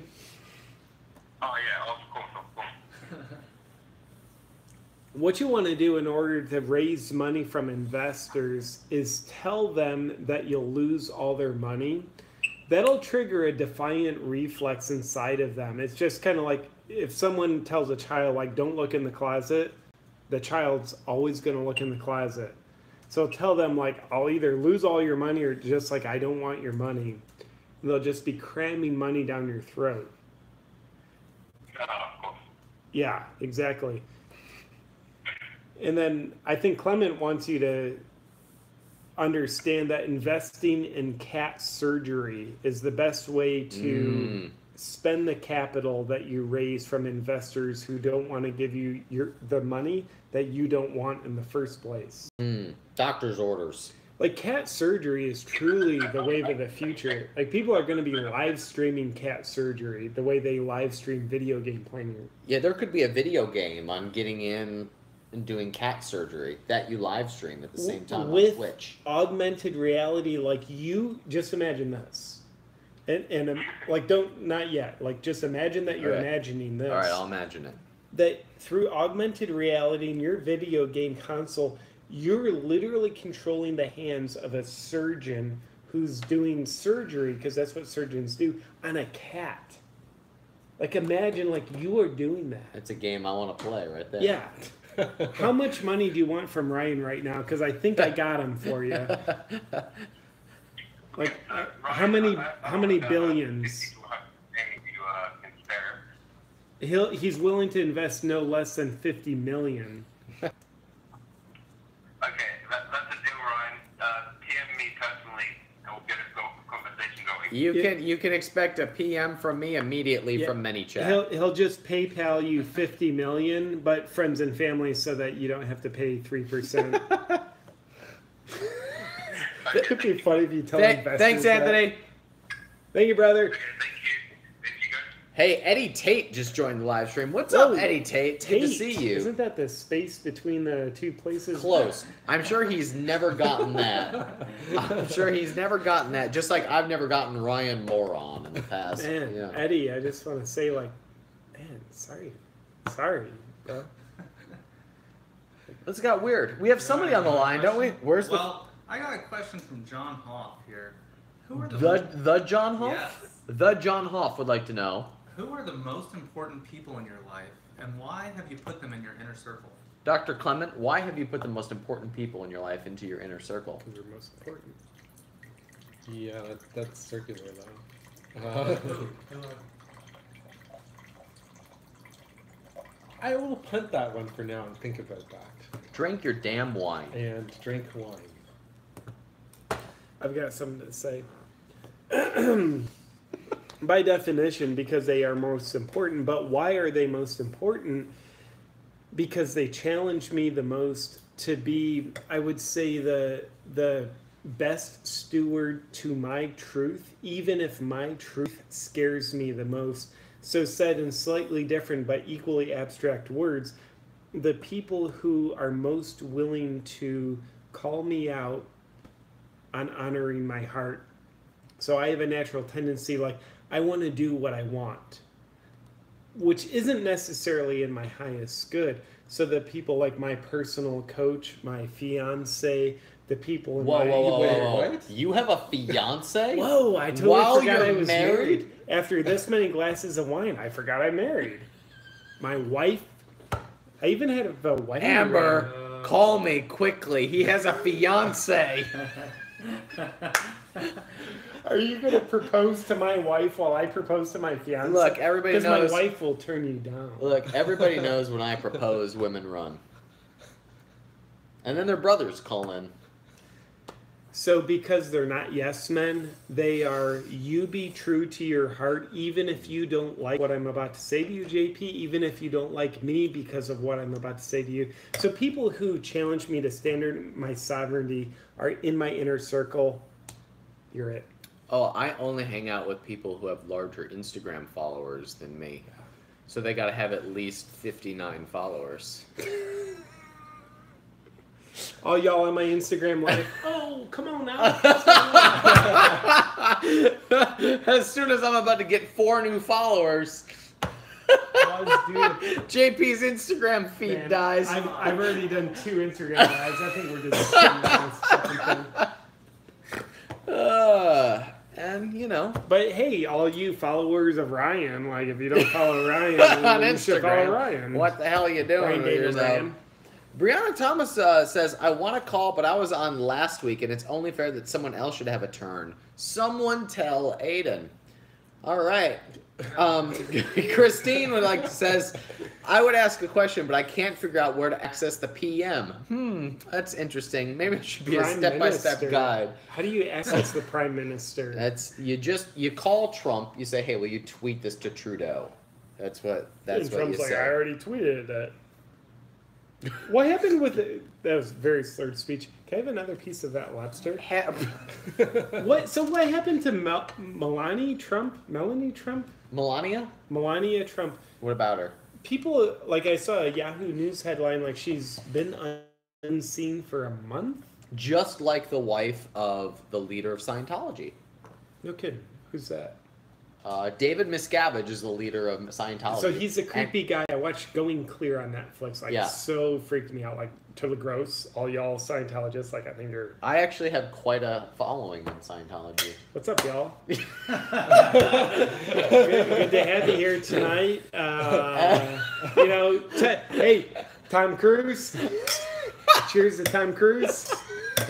To Grant Cardone? John Travolta. Don't forget Grant Cardone. Forget about him. Grant Cardone. Come on now. L. Ron Hubbard and whatnot. Uh-huh. So this got weird. What did I ask before we got... Missing wives. Yeah, why haven't I haven't seen Amber since you've been married. That's right. She's doing good though. Take my word. So Melanie Trump. Nailed it. Yeah. Why is she in the headlines? Do you all know? I think she had some surgery or something. Like Also, her husband's the president. That's why she's in the news. Melania, her husband, is the leader of the free world, and that's why she's in the news. She's married to Putin? Close. Putin's boyfriend. Donnie. The Donald. The Don. For some reason, that you calling him the Donnie made me want to do an Obama impression. So for some reason, so let me be clear. Who do we have calling in? Who do we have calling in on Wine with Wyan right now? Let me be clear. I'd like to know, and I'd like to address them directly. Who do we have? Who do we have right now on Wine with Wyan? You have Myra all the way from Buffalo, New York. From Brooklyn, New York. What's Buffalo. going on? From Buffalo, New York. From Buffalo, New York. Are you a Bills fan? I should be. Are you a Buffalo Bisons fan? I am not a sports fan. Are you a Niagara Falls fan? I am a fan of anything Buffalo. Apparently not, but go ahead. What can we do you for? Well, I felt like there was too much masculinity here on the show, so I felt like I should bring that feminine energy into it. Okay, great. Yeah. Go ahead. Oh, so I wanted to ask, if you're expert opinion, I know that you're an Amazon expert. I would like to self-publish a book on Amazon, and I have no idea how. I've been looking into your program, but I have not made the decision. Do you think your program would help me out with that? Well, I can't help you out with that unless you give me money. And I'm very, very disappointed that you've been eyeing my courses and have not bought them. To be fully honest, I can help you with marketing and promotion, but my stuff is about building physical products brands more than it is about self-publishing.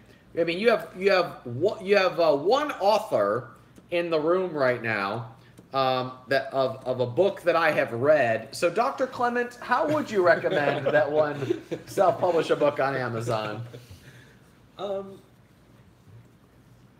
have no idea. All right. I have, JP, would you know anything about publishing a book? I have something to say about this. There is Oh, man. no money to be made on Amazon. None. I don't understand how people are so like all Amazon attracted and nobody is making money on Amazon.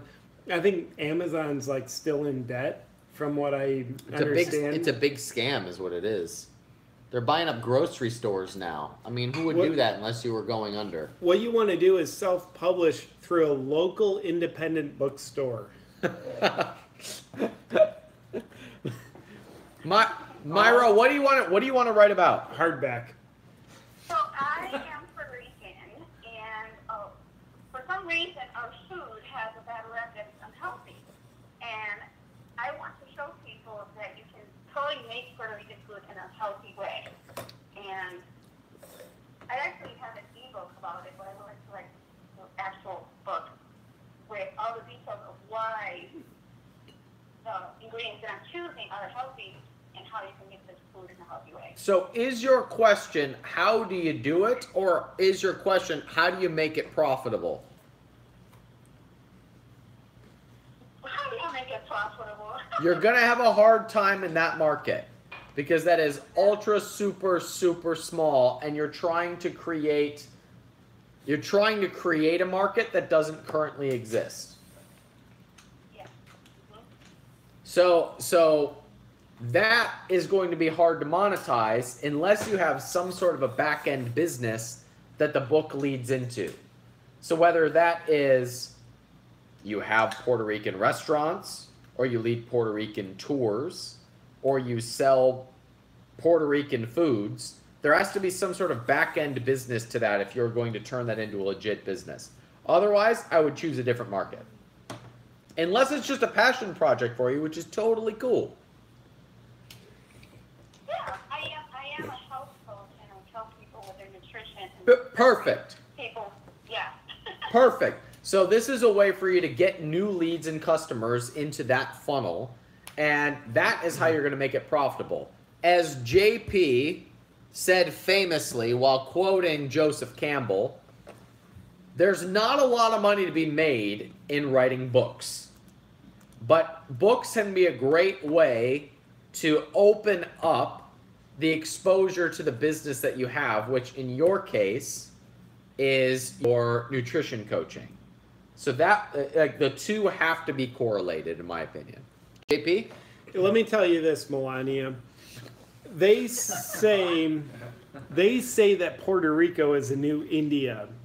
So Ryan's thought of like Puerto Rico isn't like a big enough market. They're saying that Puerto Rico is actually going to be the next billion-person population place. Like nobody sees it coming.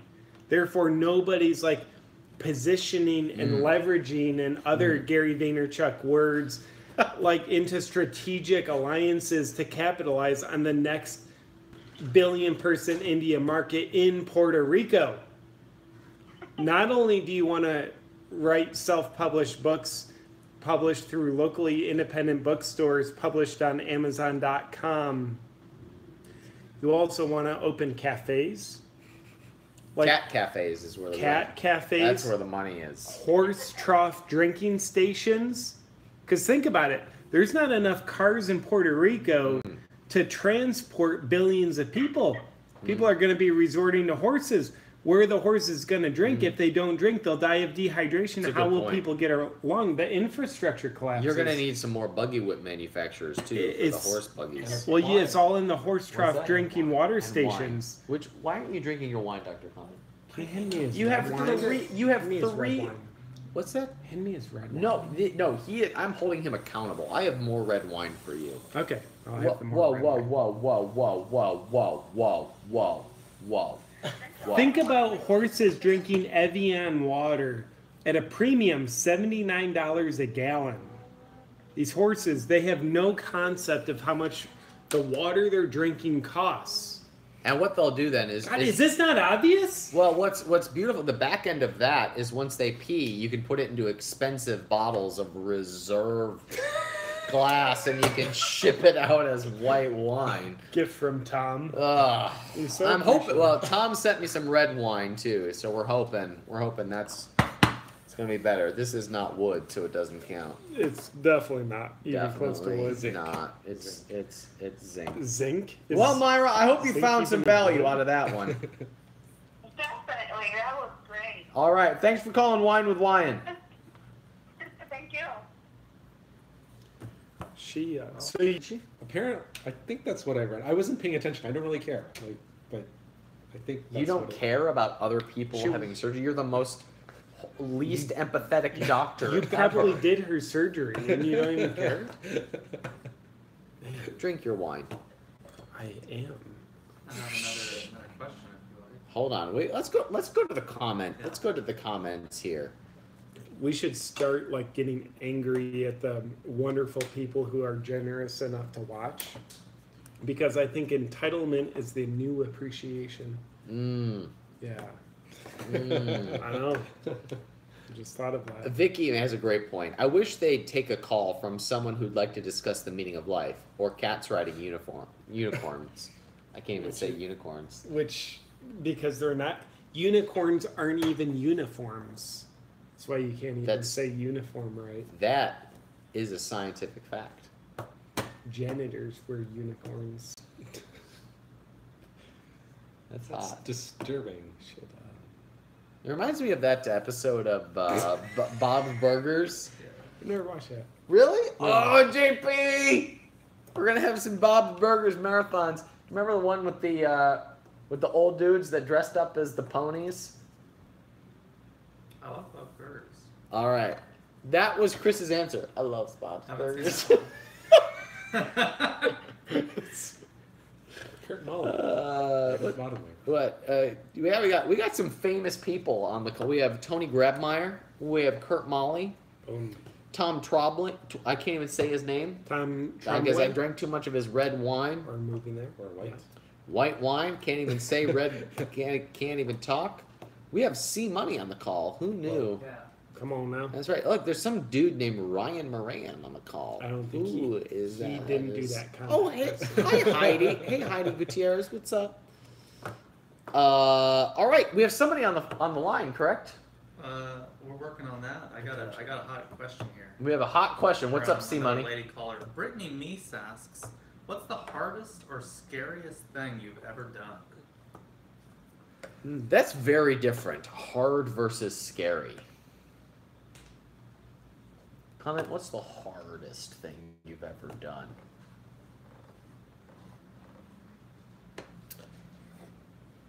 Getting accepted to The Bachelor? Yeah,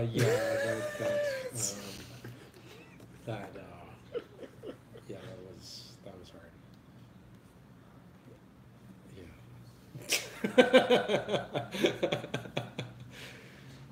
Okay, it's awkward now. Even more awkward. Is it weird to have a man touch you? Well, depends on the man. Mm-hmm. And yes, it's awkward all around. Feel that. I want you to feel the awkwardness. Clement, it's I'm taking my V pill. yeah. Yeah. Keep taking it. Yeah. I want you to Vulnerability. take enough V pills until you choke on it and die of awkward asphyxiation, metaphorically. It's happening. Still touching you, Ryan. So what was the hardest thing you've ever done? Pretending We're like all I'm friends not here. We're getting through this together. Pretending like I'm not still touching you. Like, what have I done that's really hard? Or scary? Apparently, Tough. drink wine. Yes. That's the hardest thing you've ever had to do. That is difficult. The old wine phobia. Yes. Although this, I will say, this white wine is much better. Well, than you red. can have as much of it as you want. I feel like Dr. Clement is not being very vulnerable with us tonight, JP. Yeah, he's definitely got a fear of red wine. Yeah. That's for sure. Yeah. He's not saying much. He's not drinking much. Yeah. He's kind of keeping to himself over here. Being quote unquote like responsible. What Like, is that? What is this? Yeah, I What is don't that know. about? I don't know the meaning of that word. I don't speak French. Is there something you need to talk to us about? Like, come on, we're all friends here. Yeah. Yeah. I want you to say it. I Come on. Get it off your chest. This is hard. This qualifies. Yeah. Being vulnerable is the Yes. hardest thing Dr. Clement Yes. has ever had to do. Yeah. Here. That actually might be true. Dr. Clement, how many times in your life have you cried?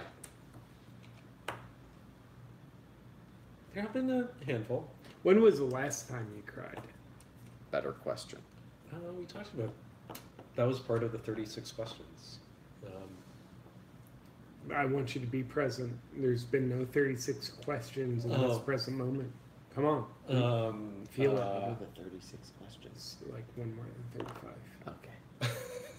Okay. Last time I cried was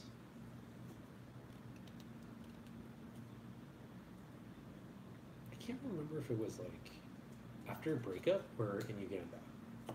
You were in Uganda like 12 years ago. I know. It was a while.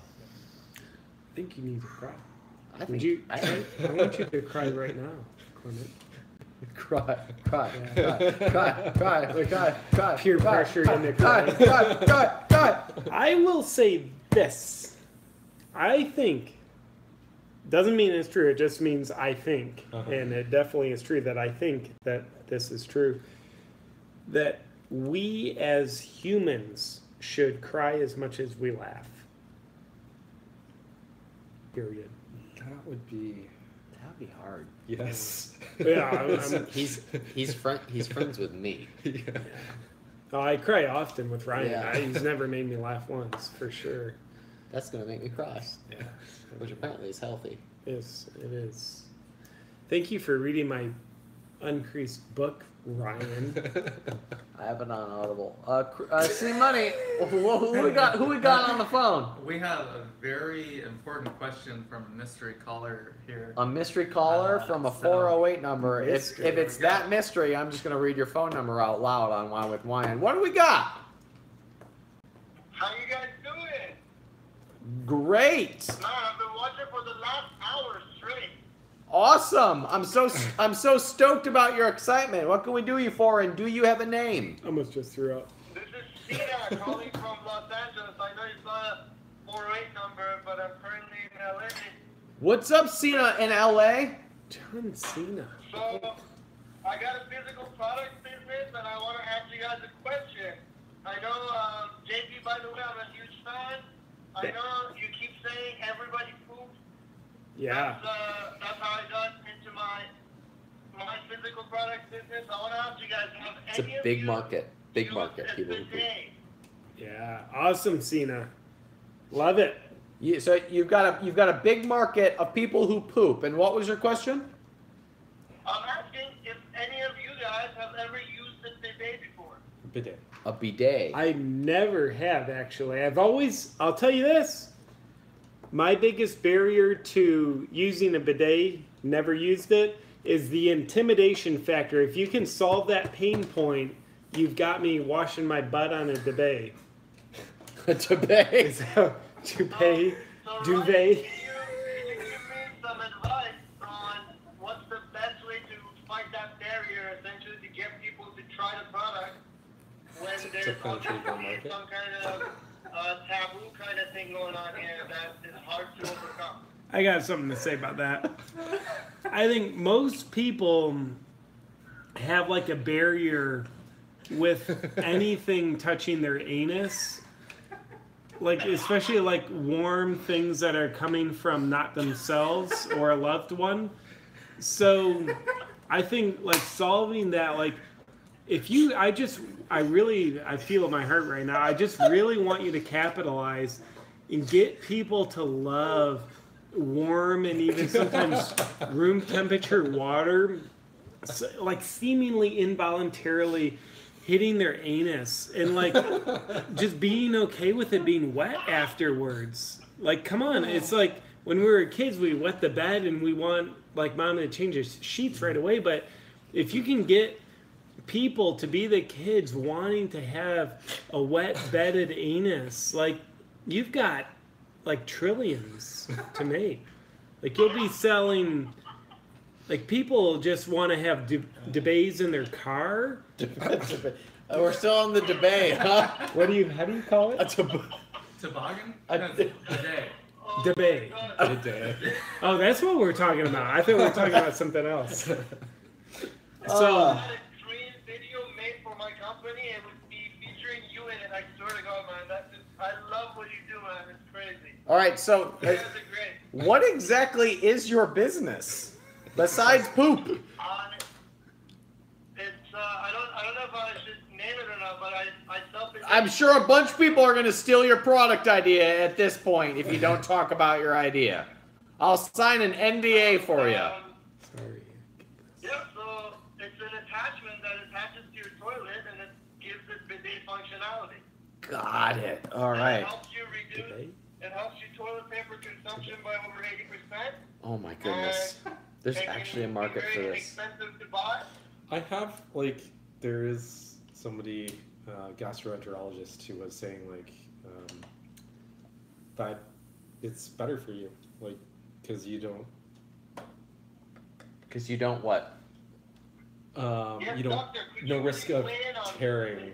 No risk of tearing. Yeah, anal And- tearing. You don't yes. want that, right? As a doctor, Dr. Stuff Clement, like that, would but- you tell us more about the market for having other people's warm things near your anus that might cause tearing? It definitely appeals to certain demographics more than others. Okay. Well, I sadly do have some advice on this market, which I'm embarrassed about. Do you know there's an entire zero waste community, and there's an entire community that only uses organic and or recyclable toilet paper. And that market is probably your early adopters. They're probably your early adopters to this. And if you can copy what the Squatty Potty did, The Squatty Potty showed. I cannot believe I'm giving advice on a bidet adapter. Squatty Potty is now selling a bidet attachment similar to ours. All right, so you would copy their Assassinate marketing, them. but look, their marketing was brilliant on this because they focused on a problem. How exactly do you turn a piece of plastic that you put around your toilet into a multi-million-dollar business? You center it around a problem. Their problem was bloating, constipation, problems that happen when you're sitting on the toilet. And So you have to find the problem that you can address that's fixed by warm things going near your anus. They also made a video about a uniform that went super viral. Indeed, that was a No, uniform their poop. marketing was number one. I give them that like any day. Well, Any day of the week. so you've got to find the problem that your product solves, and if you represent that well, I actually think your product would sell. I swear, believe me, there's a whole bunch of demographics from around the world. Like you've got your Japanese, your European, your It's racist. Korean, So Middle racist. Eastern. These people use Hate these products Canadians. regularly.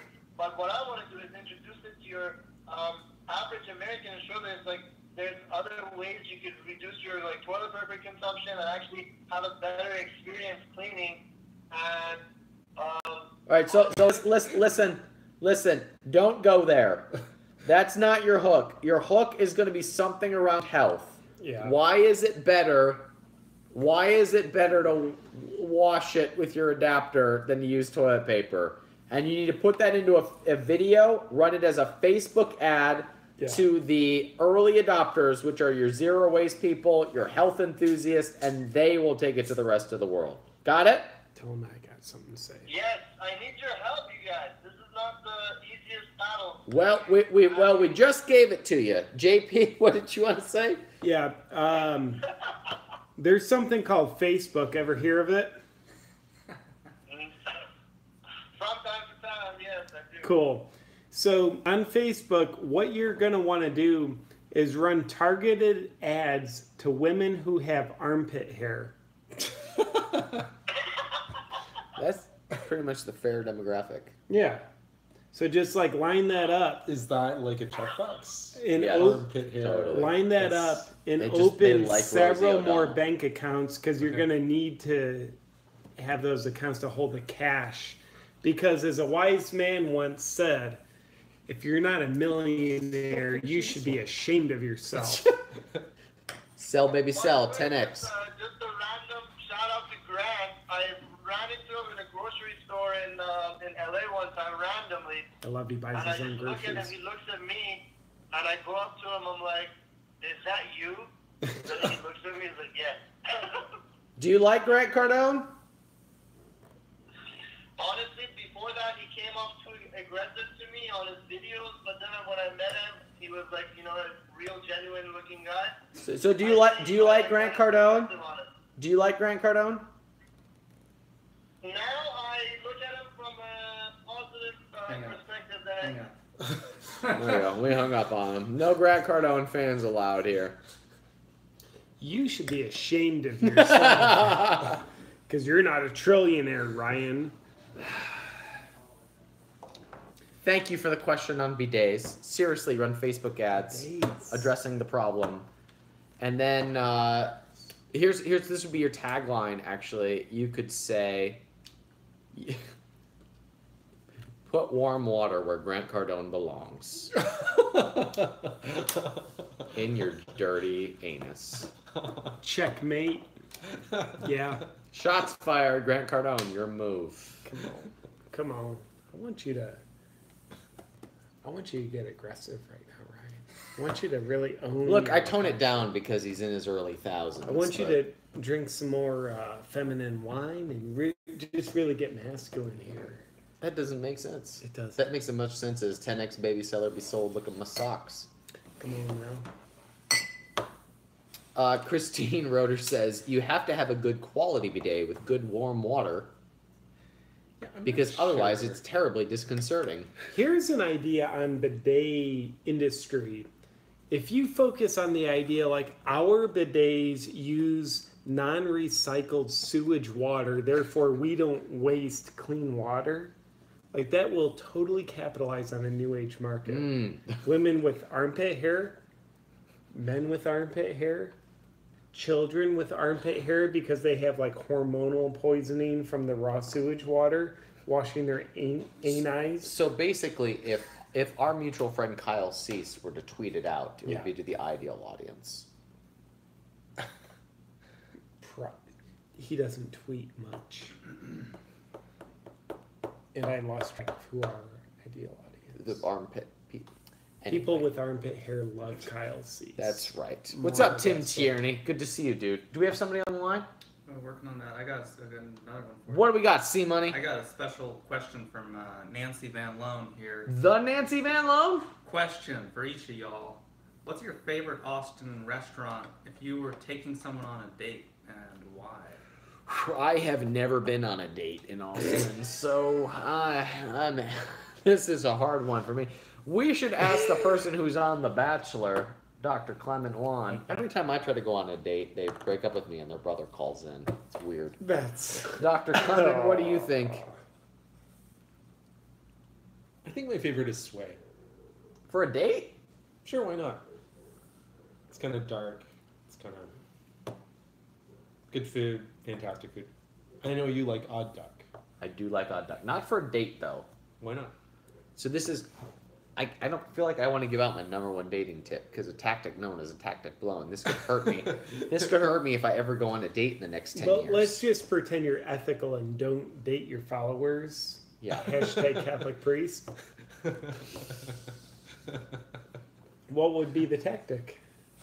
I like to go to a place where you can share plates. Nice. Because otherwise, she's having her meal, you're having your meal, and it could be like, hello, how is your food? Union, not separation. Don't talk to us about unions, man. Yeah. Political dogfight about to happen in here. Okay. But if you're sharing foods, like a place like Odd Duck, Sway is communal food. the first word you used to describe Sway was dark. It's like evil. It's a dark, spicy place where they have slave labor bringing the food. It's my favorite. It's my favorite place. They hate you while they serve it. Just resent that you're giving them business. Do you have a favorite place in Austin so far to take your fiancés? Man, I would say I'm incredible. What'd you say? Your fiancés and your wives? My fiancés and my wife. They love to go together, all of us. All three of us. They, it's funny, my fiancé's a vegan, and I'm, like, I eat everything. Like, what about your wife? My, I didn't even mean to say fiancé. Damn it. My wife's a vegan. So about that no argument record. And I'm not home yet. I'm sure she's watching. Amber, I love you. You know, that actually brings up something I'm struggling with. I really do love you. You're beautiful. Just so amazing. Hey, Brianna says polyamory for the win. Oh my. Hello, Come on Brianna. now. What are you up to later? Hey. So that actually reminds me of something. I had a tough week. My girlfriend found out that I had been messing around with some other chick. Yeah. So she called my wife. Man, that's almost unethical of your girlfriend to do. Yes. Was she like a control freak? And it's like she's acting like she's not a Mormon. It was awful. It was a really scary time because I came home and all three of them were there. And my girlfriend is like, I told her everything. And I was like, don't listen to the things she says. She's a liar. Because last week she told me she wasn't going to tell you anything. Yes. All right, who we got on the line? I wouldn't trust her. It's good that we're talking about relationships because we have a relationship question. Which makes All right, sense. this is good. Let's have a relationship talk. Who we got? Hey Ryan, my name is Josh. Hey. I have a question for JP. All right, Josh, lay it on us. So I'm trying to build a personal brand, kind of be a little bit of a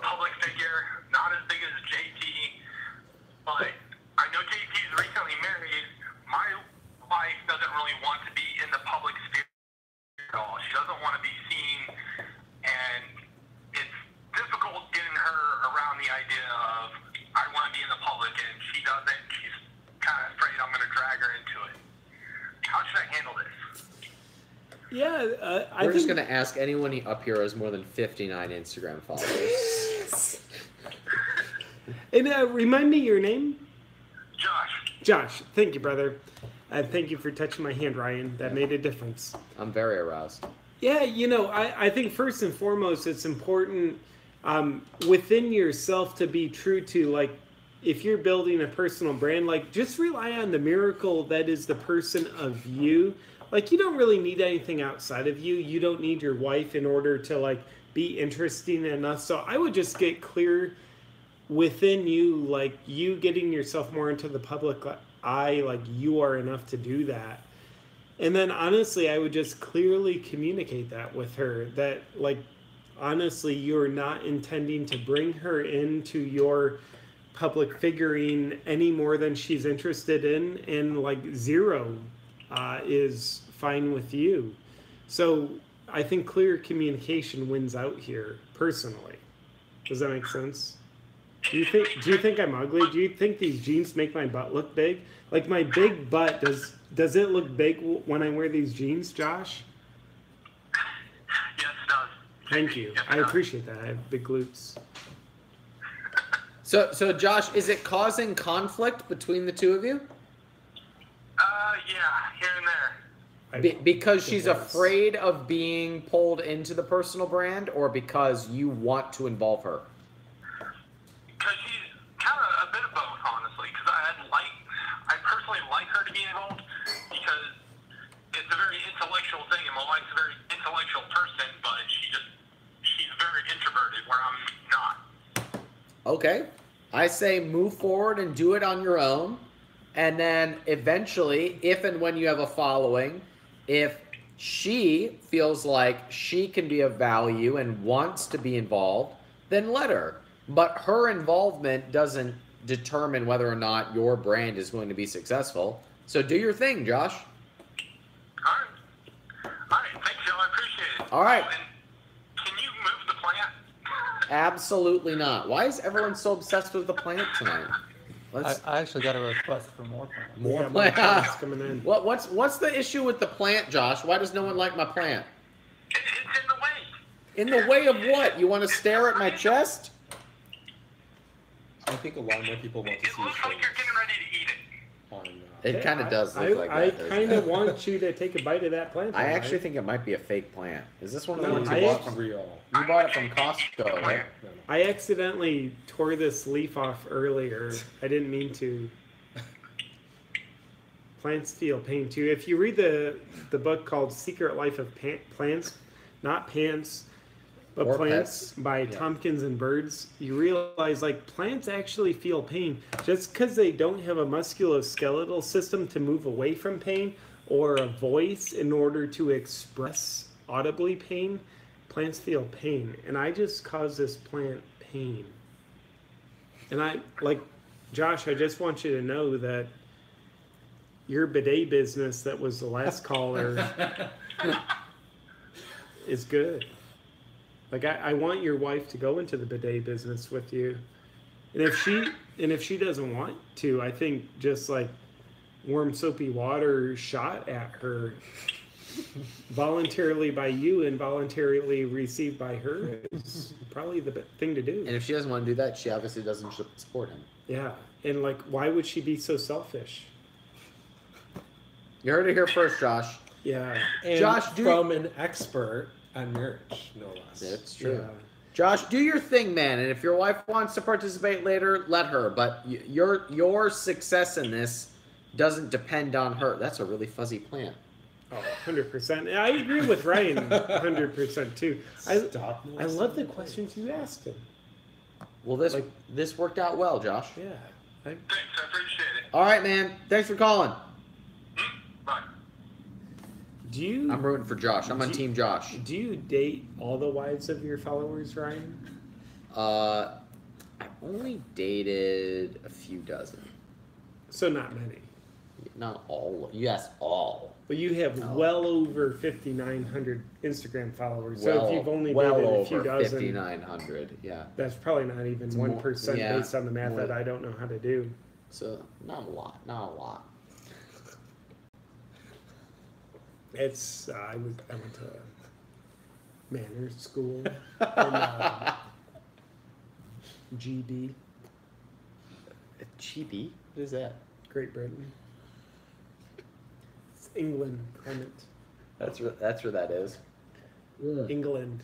It's a place. Dr. Clement, you're embarrassing me. I'm Drink drinking your the wine. white wine. Then drink I it thought you said- faster. Ryan Daniel Moran, I thought What? you said you were gonna order more. By order, I mean open more red wine. More ale. More ale. Or should I try to steal I'm Clemens red so wine? glad that we finished all that. White Yeah, we all really those actually open bottles. we cleared off the counter. Are you handing Come on. JP your Yeah. wine? No. Oh my goodness, you're We're all family here. witters. Your lipstick is still on the glass. Oh, feel free to pour it into yours. I wouldn't dare. I want the cat surgery germs that you carry on your unlatex gloved fingers. Yeah, that's how you build resistance. So I'm actually browsing the And comments, rapport. looking for questions, and y'all are mostly arguing about plants, which is great. I'm glad to see. But if It's there's good for engagement. It's also the basis of capitalism. plants, Yeah. actually, Right. there's some truth How to are you that. going to have capitalism if you don't have, If you don't have natural resources. corn, commoditization, Michael Pollan, omnivores dilemma? Yeah. Dilemma? Dedrick needs to get How would kicked you off. say She that? said, "Go Warriors." No good on that. Although I think the Warriors are probably going to Apparently, sweep. the Twins are really good. Definitely win. Get out of my house right now. You know, No, you sit down right now, Dr. Clement. You get out of here. He is kicked out. I know exactly what he's about to do. I can't believe you would bring this voodoo into my house. so I got the best gift This for is Esther. not the best gift for Esther. You're talking about his child. He likes some respect. Hold on. Hey, Dr. Clement, don't look down. Look at Mr. JP Sears. Who is on this right now? Max Kepler. Damn it! I thought he was gonna forget because he doesn't know a damn thing about sports. I have not opened this, but Well, it's really no, for you Esther. keep it in there right now. You bring that voodoo into my house. You bring a player from a rival team. What is wrong with you? Who are the Twins rivals of? They're The Indians? They're a rival of the Indians. Oh, just cross some political lines there. They don't. The Cleveland Indians don't like to be called the Indians. They like to be called the Cleveland Indians.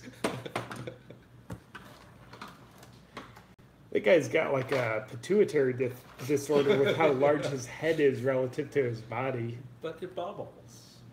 It's like, bro, do you even know not to have hyperactive pituitary stimulation? That was a very hard All I sentence know to is say Esther right is there. gonna love Do you feel No, this? she's not. You know what she's gonna love to do is take her crayons and put it all over his face. I'll tell her that it's a great toy to poop on. Okay. Clement, I have a question for Ryan. Do I have your permission to ask Ryan? Absolutely. Thank you for that permission. Ryan, do I have your permission to ask you the question that Clement just gave me permission to ask you? Permission granted. So I was listening to your podcast today with Aubrey Marcus. You know, you were on the Aubrey Marcus podcast. Praise the Lord. He's awesome podcast. Love Aubrey Marcus, and on it. Wow, full circle. That's Aubrey Marcus's company. But anyway, on the podcast. It's like hallucinating was the people plant moving not plants. perfectly aligned or something? Should we like All right. not pay this plant as much? Like it didn't go to We're school? docking this plant's pay.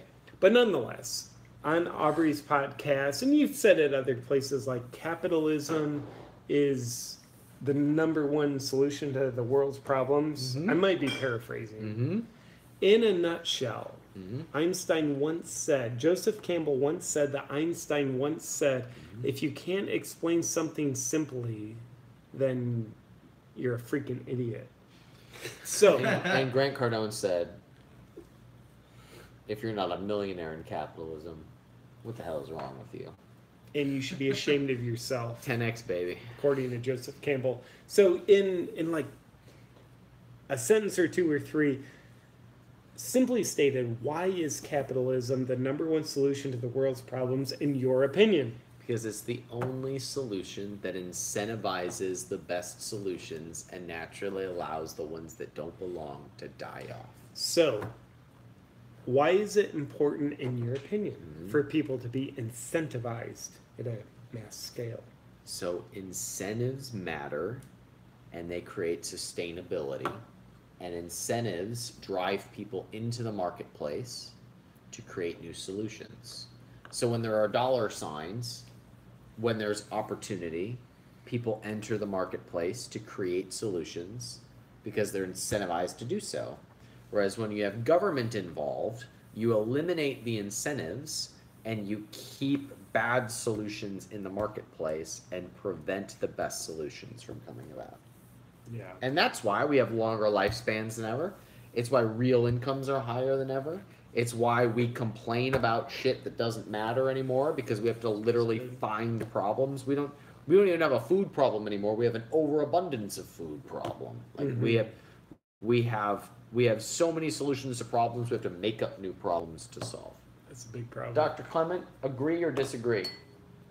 I agree, but I think you need to further define, like, governments create incentives too. So what makes it different? Like, what do you mean by incentives then?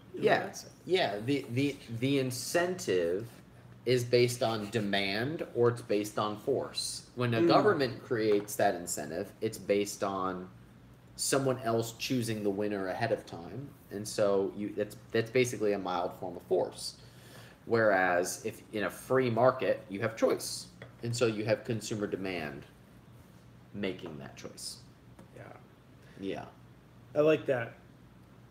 The white wine was better than this moldy red wine. It was not. And based on what you just said, what I heard you say, Ryan Daniel Moran, is incentive, like chosen incentive, not like mandated incentive. Which David Bannis, you're wrong. Real income has not been declining since the 1960s. We have higher standard of living today than we've ever had in history. I don't think mandatory incentive is real incentive. I think that's more like, that's like a different word. But I think what I heard you say is real incentive gives people a sense of meaning through contribution, through creativity, maybe even through a sense of significance. So when people have incentive, what that really means is their primal human needs are spoken to. They get a sense of meaning, contribution, maybe significance. I would agree with that. I would agree that you agree. Do you disagree, Clement? I do not disagree. Welcome to your show, Ryan. You were going to say? I have no idea. We have somebody on the line, C-Money? We do not. Okay. Smooth. That would have been better if we had someone on the line. Mark Keller says government cannot create. He's disappearing. Government cannot create anything. It can only redistribute money from the private sector and move it into the control of the few. Amen to that. I don't know what that means. David Bannis says you literally have no idea what you were talking about economically. You sound like a YouTube commenter. Economically. Anytime someone ends a sentence with a word that ends in ly, it means the sentence had zero substance. Like, that's not an indictment on you personally. Was it David? It was David. Not an indictment on you personally, David. I do that plenty myself. Like, I'll end a sentence like, you know, you don't have any idea what you're talking about spiritually.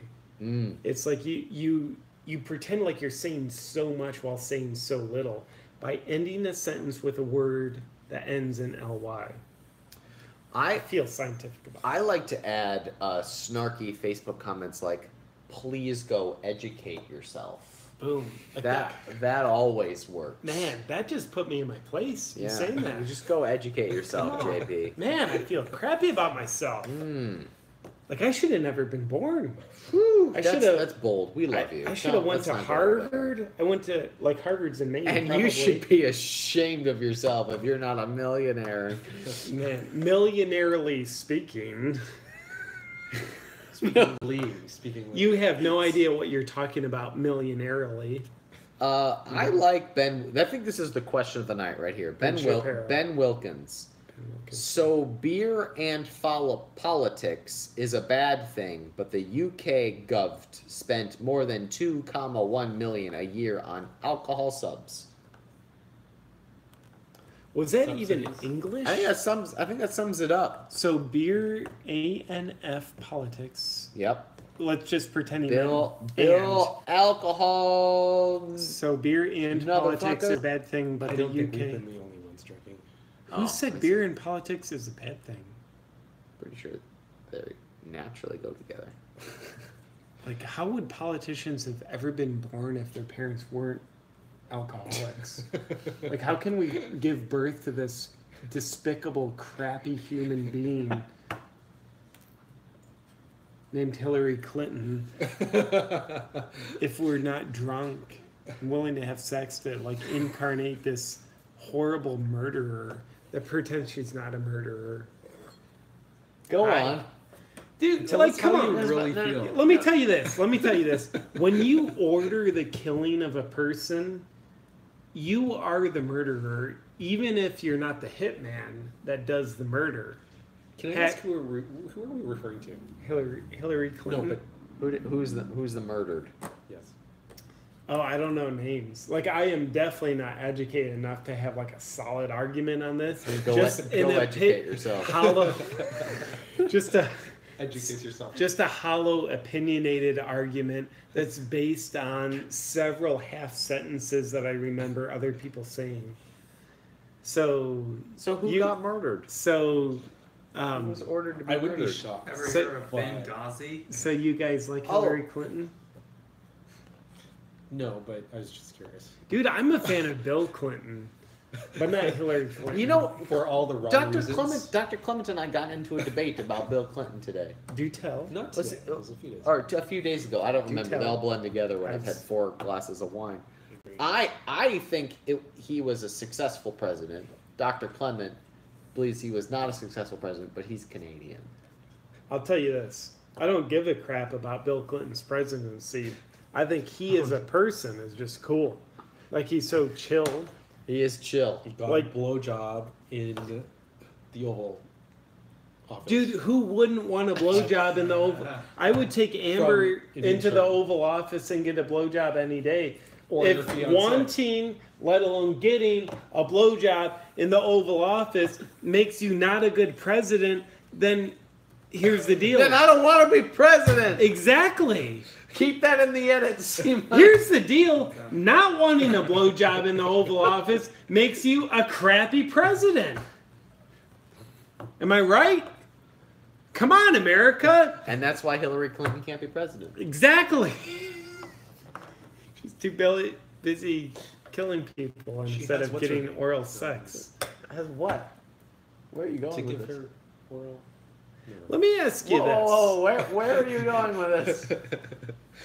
She could just as easily get oral pleasures in the Oval Office. Now, Who are you I about to was reference? just about to ask that, and I think I disagree based on that statement.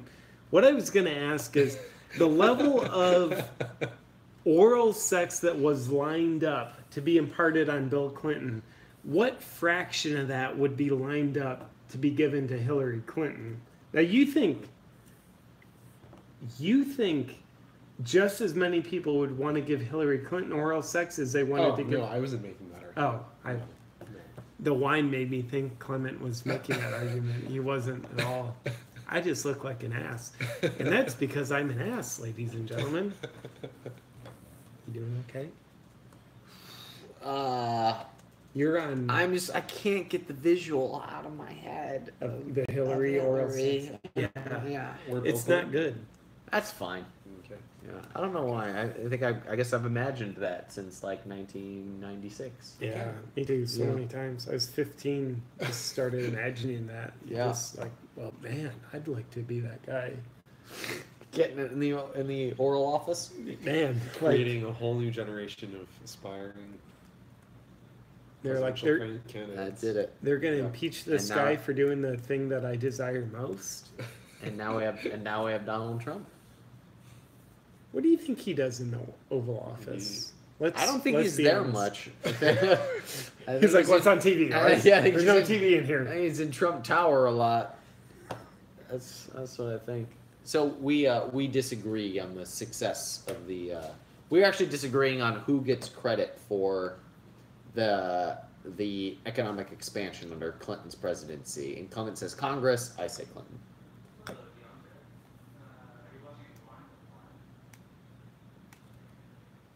I paid zero All right. attention to his presidency. I just think like the way he was like on Stephen Colbert the other night. He just shows up like all chill. Like I don't even know if he has enough brain cells functioning to give a crap about anything. I think he's just like all cool. He's like a chill dude. He's like 300 years old now. That guy looks double his age. Ever since he went vegan.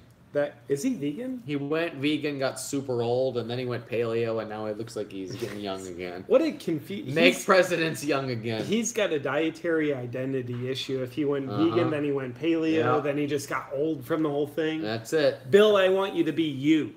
Don't worry Do your about thing, Bill. identifying as a vegan, paleo, carnivore, keto. Bill, I want you to be the president of these United States who wants nothing more than blowjobs in the Oval Office from people who are not your despicable wife. Who do we got, C-Money? All right, we got Mr. DeAndre Coven. Real estate advice right here. Boom. DeAndre 10X. Cubbin, what's going on, dude? What's going on? Yo, DeAndre. Ryan, Wyan, JP, man, this is awesome. We like you too. What can we do you for? Well, I guess I got a question about business. So, my wife and I, we actually started real estate and Amazon, and we've been trying to really get out of our 9-to-5 job. My last day is Thursday. Woo! Yeah, and we got our first product sampled and ready to make our large quantity order. So I guess the question I wanted to ask was SOB, like what's the best process, and how do I really negotiate the price with some of these Alibaba people, man, because they seem kind of tough to talk to sometimes. I've literally never gone through this process, so Dr. Clement, you're up. I think it really depends on kind of your market space, but I think it takes time to kind of understand what the costs are of making the product, because the objective that you will have is to try to pay for the cost of making that product, not the value of the product. And so trying to break down the cost of the components to their raw form, it's really difficult if you haven't been in the business. And I think like then it comes down to negotiating and finding different potential suppliers. Alibaba is not the only place out there. You can consider using some of the other websites. I off the top of my head, I don't recall. But It's not the only one. It's just the only one I know of. yeah, Okay. I'm gonna answer this a little bit differently. My advice for you is when you are first starting out, you choose on quality and speed. So get a couple orders from a few suppliers, choose on quality and lead time. Who can do the best job in the fastest time?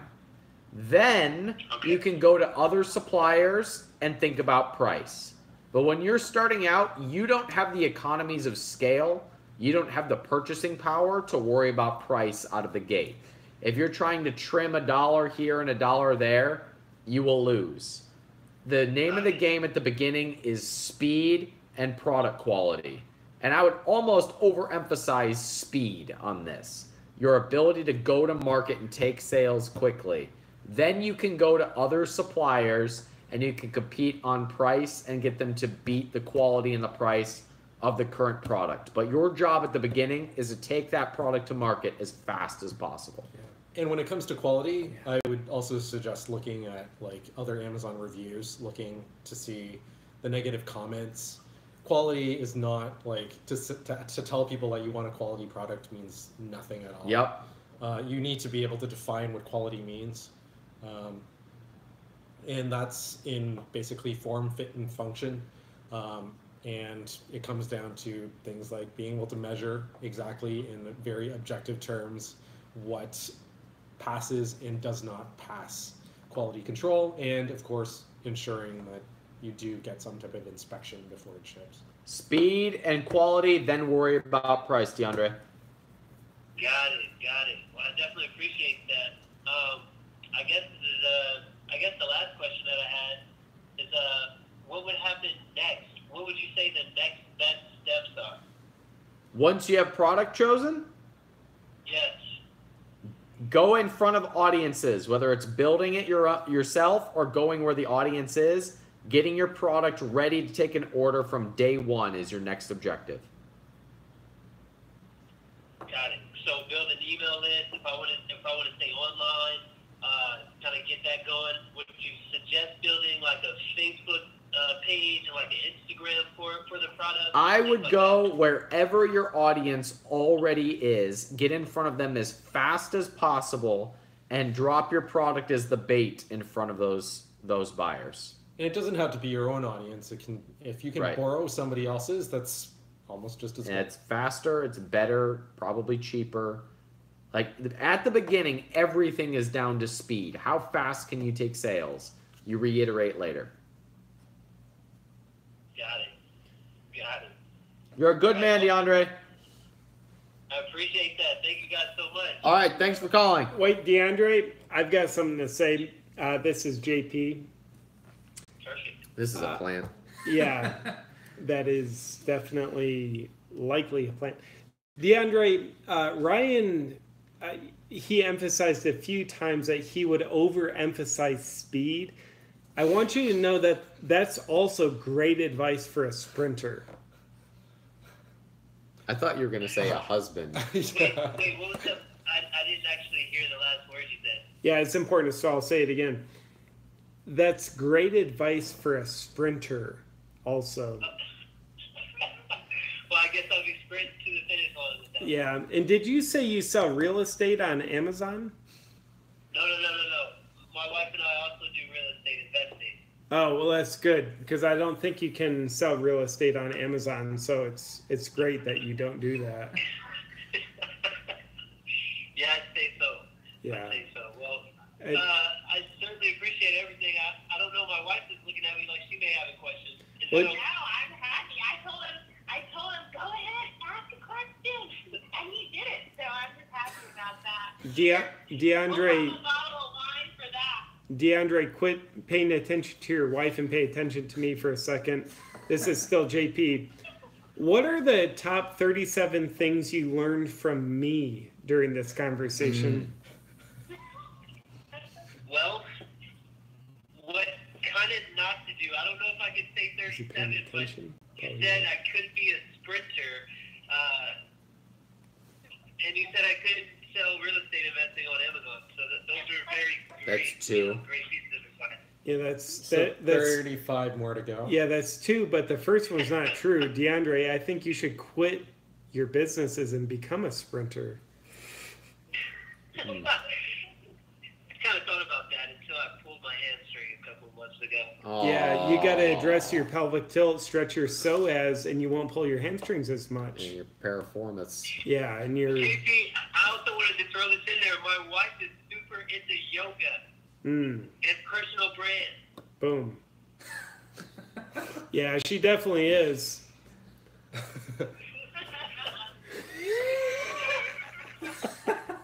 Oh, DeAndre, I'm laughing. I don't know why. Well, now you got to cry to even that out. Do I need You gotta a cry as much as you laugh. Toupee?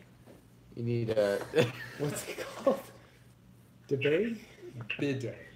Today? Spray the bidet.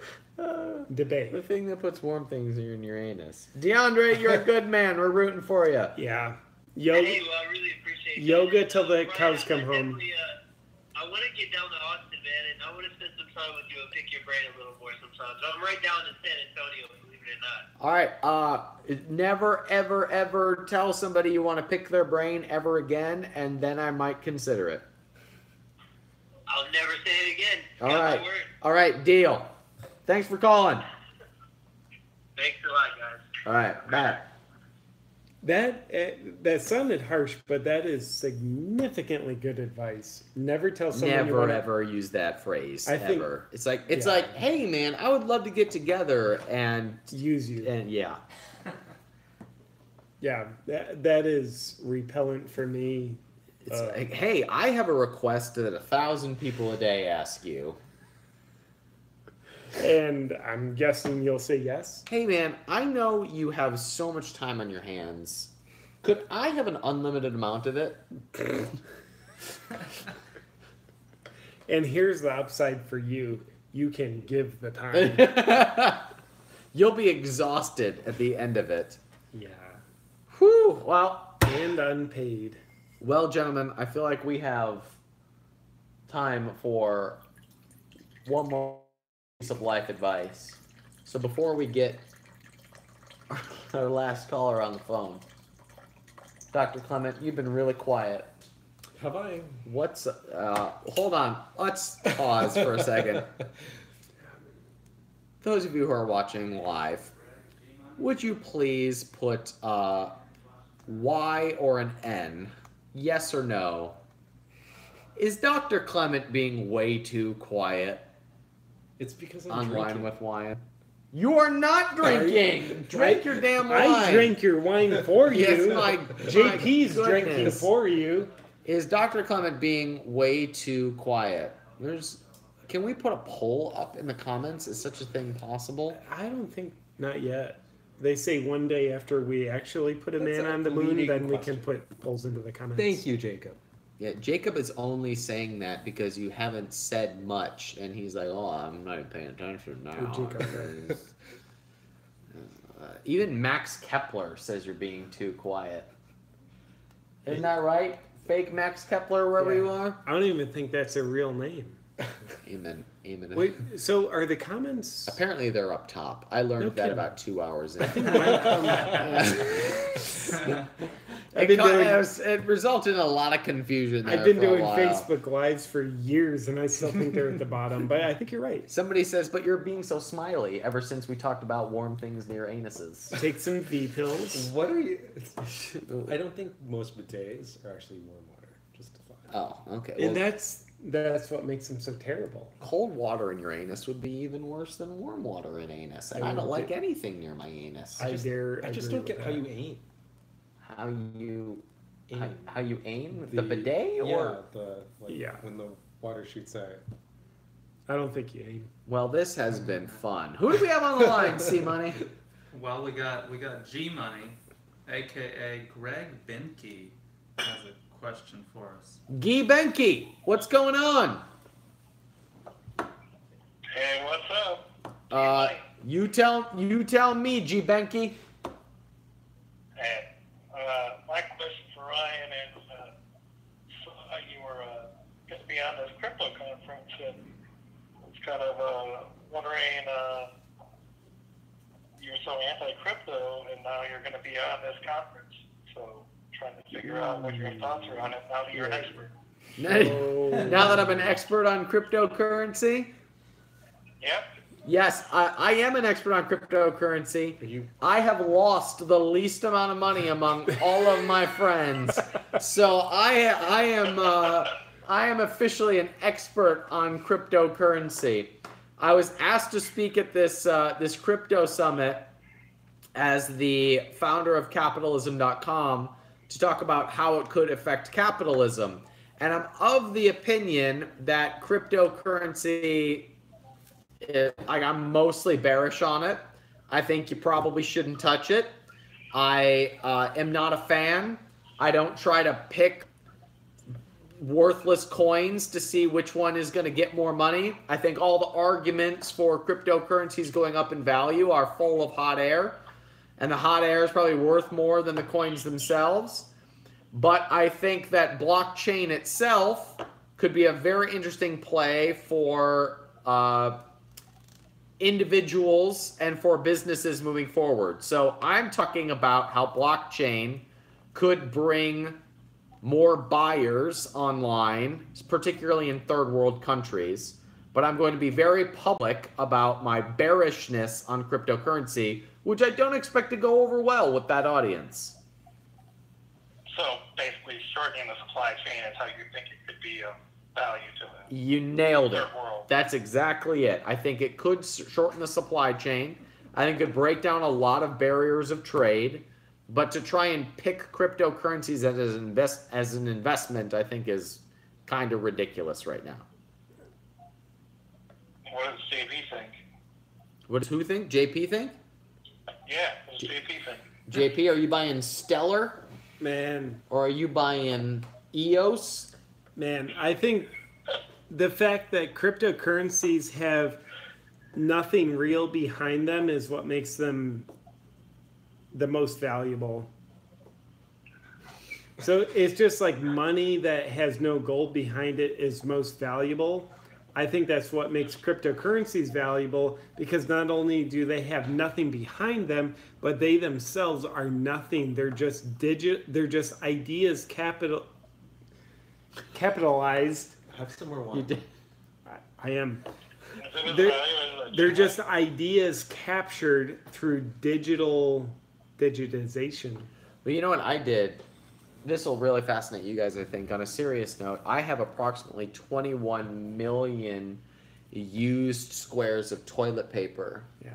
And because I installed a bidet adapter into my toilet, there will never, ever be more used toilet paper squares, which, because of that scarcity, makes them more valuable. And because there's going to be institutional money moving into used toilet paper squares at any minute now, because they haven't yet, so there's all this money sitting on the sidelines. Yeah. It's only a matter of time that the value goes Yeah. up exponentially. I have something to say about that toilet paper analogy.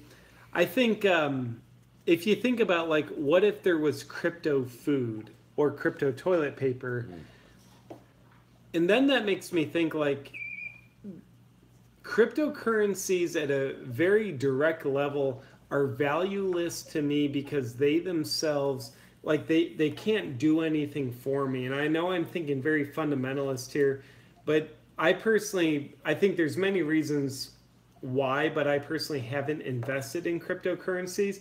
And that's because at a fundamental level, they don't offer direct value into my life.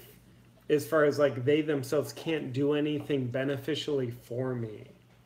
But they can make you rich, man. Yeah, But Bitcoin, though, to the moon. Other than that, and other than me using them to buy me things. With the Lambo. In a Lambo. That's true. You just changed my mind. Lambos for all. Red Lambo. I love Lamborghini abbreviations. Nailed it. G. Thanks so much, man. What does the doctor think? Oh, that's a good call. As a That's doctor. great question. I think Crypto surgery.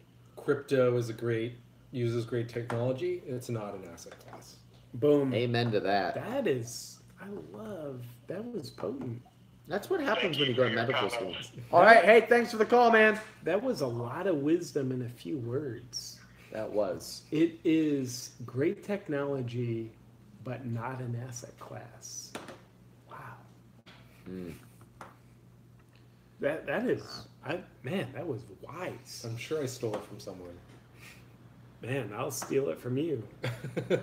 I swore I wasn't going to end this Facebook Live. I swore I wasn't going to end this episode of Wine with Wyan until Dr. Clemmens finished his wine. But we'd go on for 9 hours. Sure. Yeah, we're going to be here for 9 hours. That's what's going to happen. This is where I put it on 4x speed, waiting for him to finish. You need a closing question? You know, well, I will take a closing question, but I do like that somebody quoted JP here. Cryptocurrencies are just ideas captured through digital digitization. JP Sears. Gold. Come on now. That sounds so true. Seller be sold, baby. I almost peed when I just leaned back. That's how full my bladder's been these past 2.5 hours. Yeah, I gotta pee pretty bad too. JP, what is the deepest life advice you could give in this state of wind outness? Do not aim for being who you want to be. Aim for being who you actually are. I think being who you want to be is a state of control. I think trying to be who you actually are is a state of surrender, and I think that's the language, that's the energy of the heart, not the ego. The mystery of who you are is where your meaning and fulfillment is, not who you want to be, nor who you think you are. This is my turn. So I thought we were going to get really deep into personal development tonight. We talked about cryptocurrency. We did. Because I've been doing a lot of self-exploration lately, of like tracing my childhood and my upbringing and finding the stories that made me who I am and why I do certain things that I do and the benefits and the challenges that have come out of a lot of different experiences. So I thought we were going to go there. And as I'm talking this, I keep waiting for some life advice to come out of me.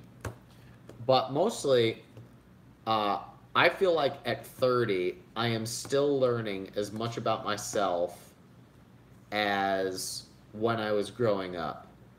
And so my life advice would be stay curious. Always be curious. Always stay in learning mode. Because as soon as you stop learning and you think you have the answers, I think that's when you start to decline. I've been very public about my spiritual journey, about my exit from Christianity and my entry into, I don't know what the hell. And I like the quote that I heard once, which was, listen to the man who pursues truth and flee from he who claims to have found it. And plant drop. And I think it was Bill Clinton who once said, in the Oval Office, I might add, I wonder what this will be like. And he stayed curious. That's for sure. Come on. Curiosity got the cat off. And then Dr. Clement performed open heart surgery on us. Dr. Clement, what life advice would you leave the wine with whiners? Wyan. All the whiners. Wyan. All the winos? All the whiners. How would you like to be addressed, Wine with Wine community? I think it's important to I like the curiosity piece. I think for many of us who don't really know where we're going, well, I think I have a somewhat good direction of that, but I think it's important to always create options and be open to possibilities, because I think for many of us, I don't think we would have known 5 years ago. Did you have any idea like where you were today? If you had just said dad, I would have been like, that's not physically possible. Yeah. 5 years? Oh. Yeah, 5 years ago. Okay. Yeah, that was something I had never done. Okay. Yeah, like be open to possibility. Yeah. I love that. And if you cry more than once a decade, you're a namby-pamby. That you are. And Or Asian. Or Asian. Asian. Asians don't cry, man. Yeah, I don't think they like to be called that, Clement. They like to be called Canadian. You said Wyan, which made me think of the 1980s, like businessmen in the New York Stock Exchange who are all up on cocaine. Made me think of them. So what do you think it would have been like to be a cocaine addict on Wall Street in the 1980s wearing like a white suit jacket? Would have been a lot of fun. Yeah. Right? In the 1980s, I was still a sperm, so I was wearing a white jacket. what it would have been like. Be like you're being a sperm. It's gonna fertilize the egg. Well, folks, this has been Wine with Wyan. Special thanks to the good doctor, Clement Wan, and JP Sears, Dr. the JP relationship Sears. expert. Dr. JP Sears. Thank all of you for hanging out with us. We will see you soon. Thanks for joining us on Wine with Wyan. Good night. Bye. Bye, YouTube. I literally don't know how to end it live. I think you die is how you end live. That's how you end it live. Doesn't Well, it do make you sense? want to You kill never, your YouTube? you never said. I don't want to kill people on YouTube. What are? There was a YouTube shooter in Who are you? San This is Bruno. terrible. Who are you, Hitler? shooting. Hey, who do we got? Kamada, Christine, Brianna's still with us. Giggle. Amanda, Aiden, Mark Keller, Jacqueline, Deidre Dietrich, fertilized. Sandy's still with us. Hayden's here. Tom Twombly is still with us. Rachel, David is still with us. David got weird. David got weird tonight.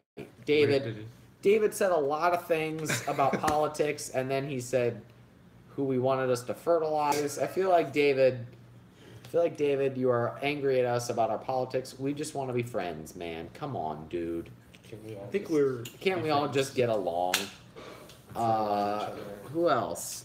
Nicola, hey, good to see you. What? Nicola? Different Nicola. How do I end Facebook? How do I end YouTube Live? Hit that X. Okay, bye.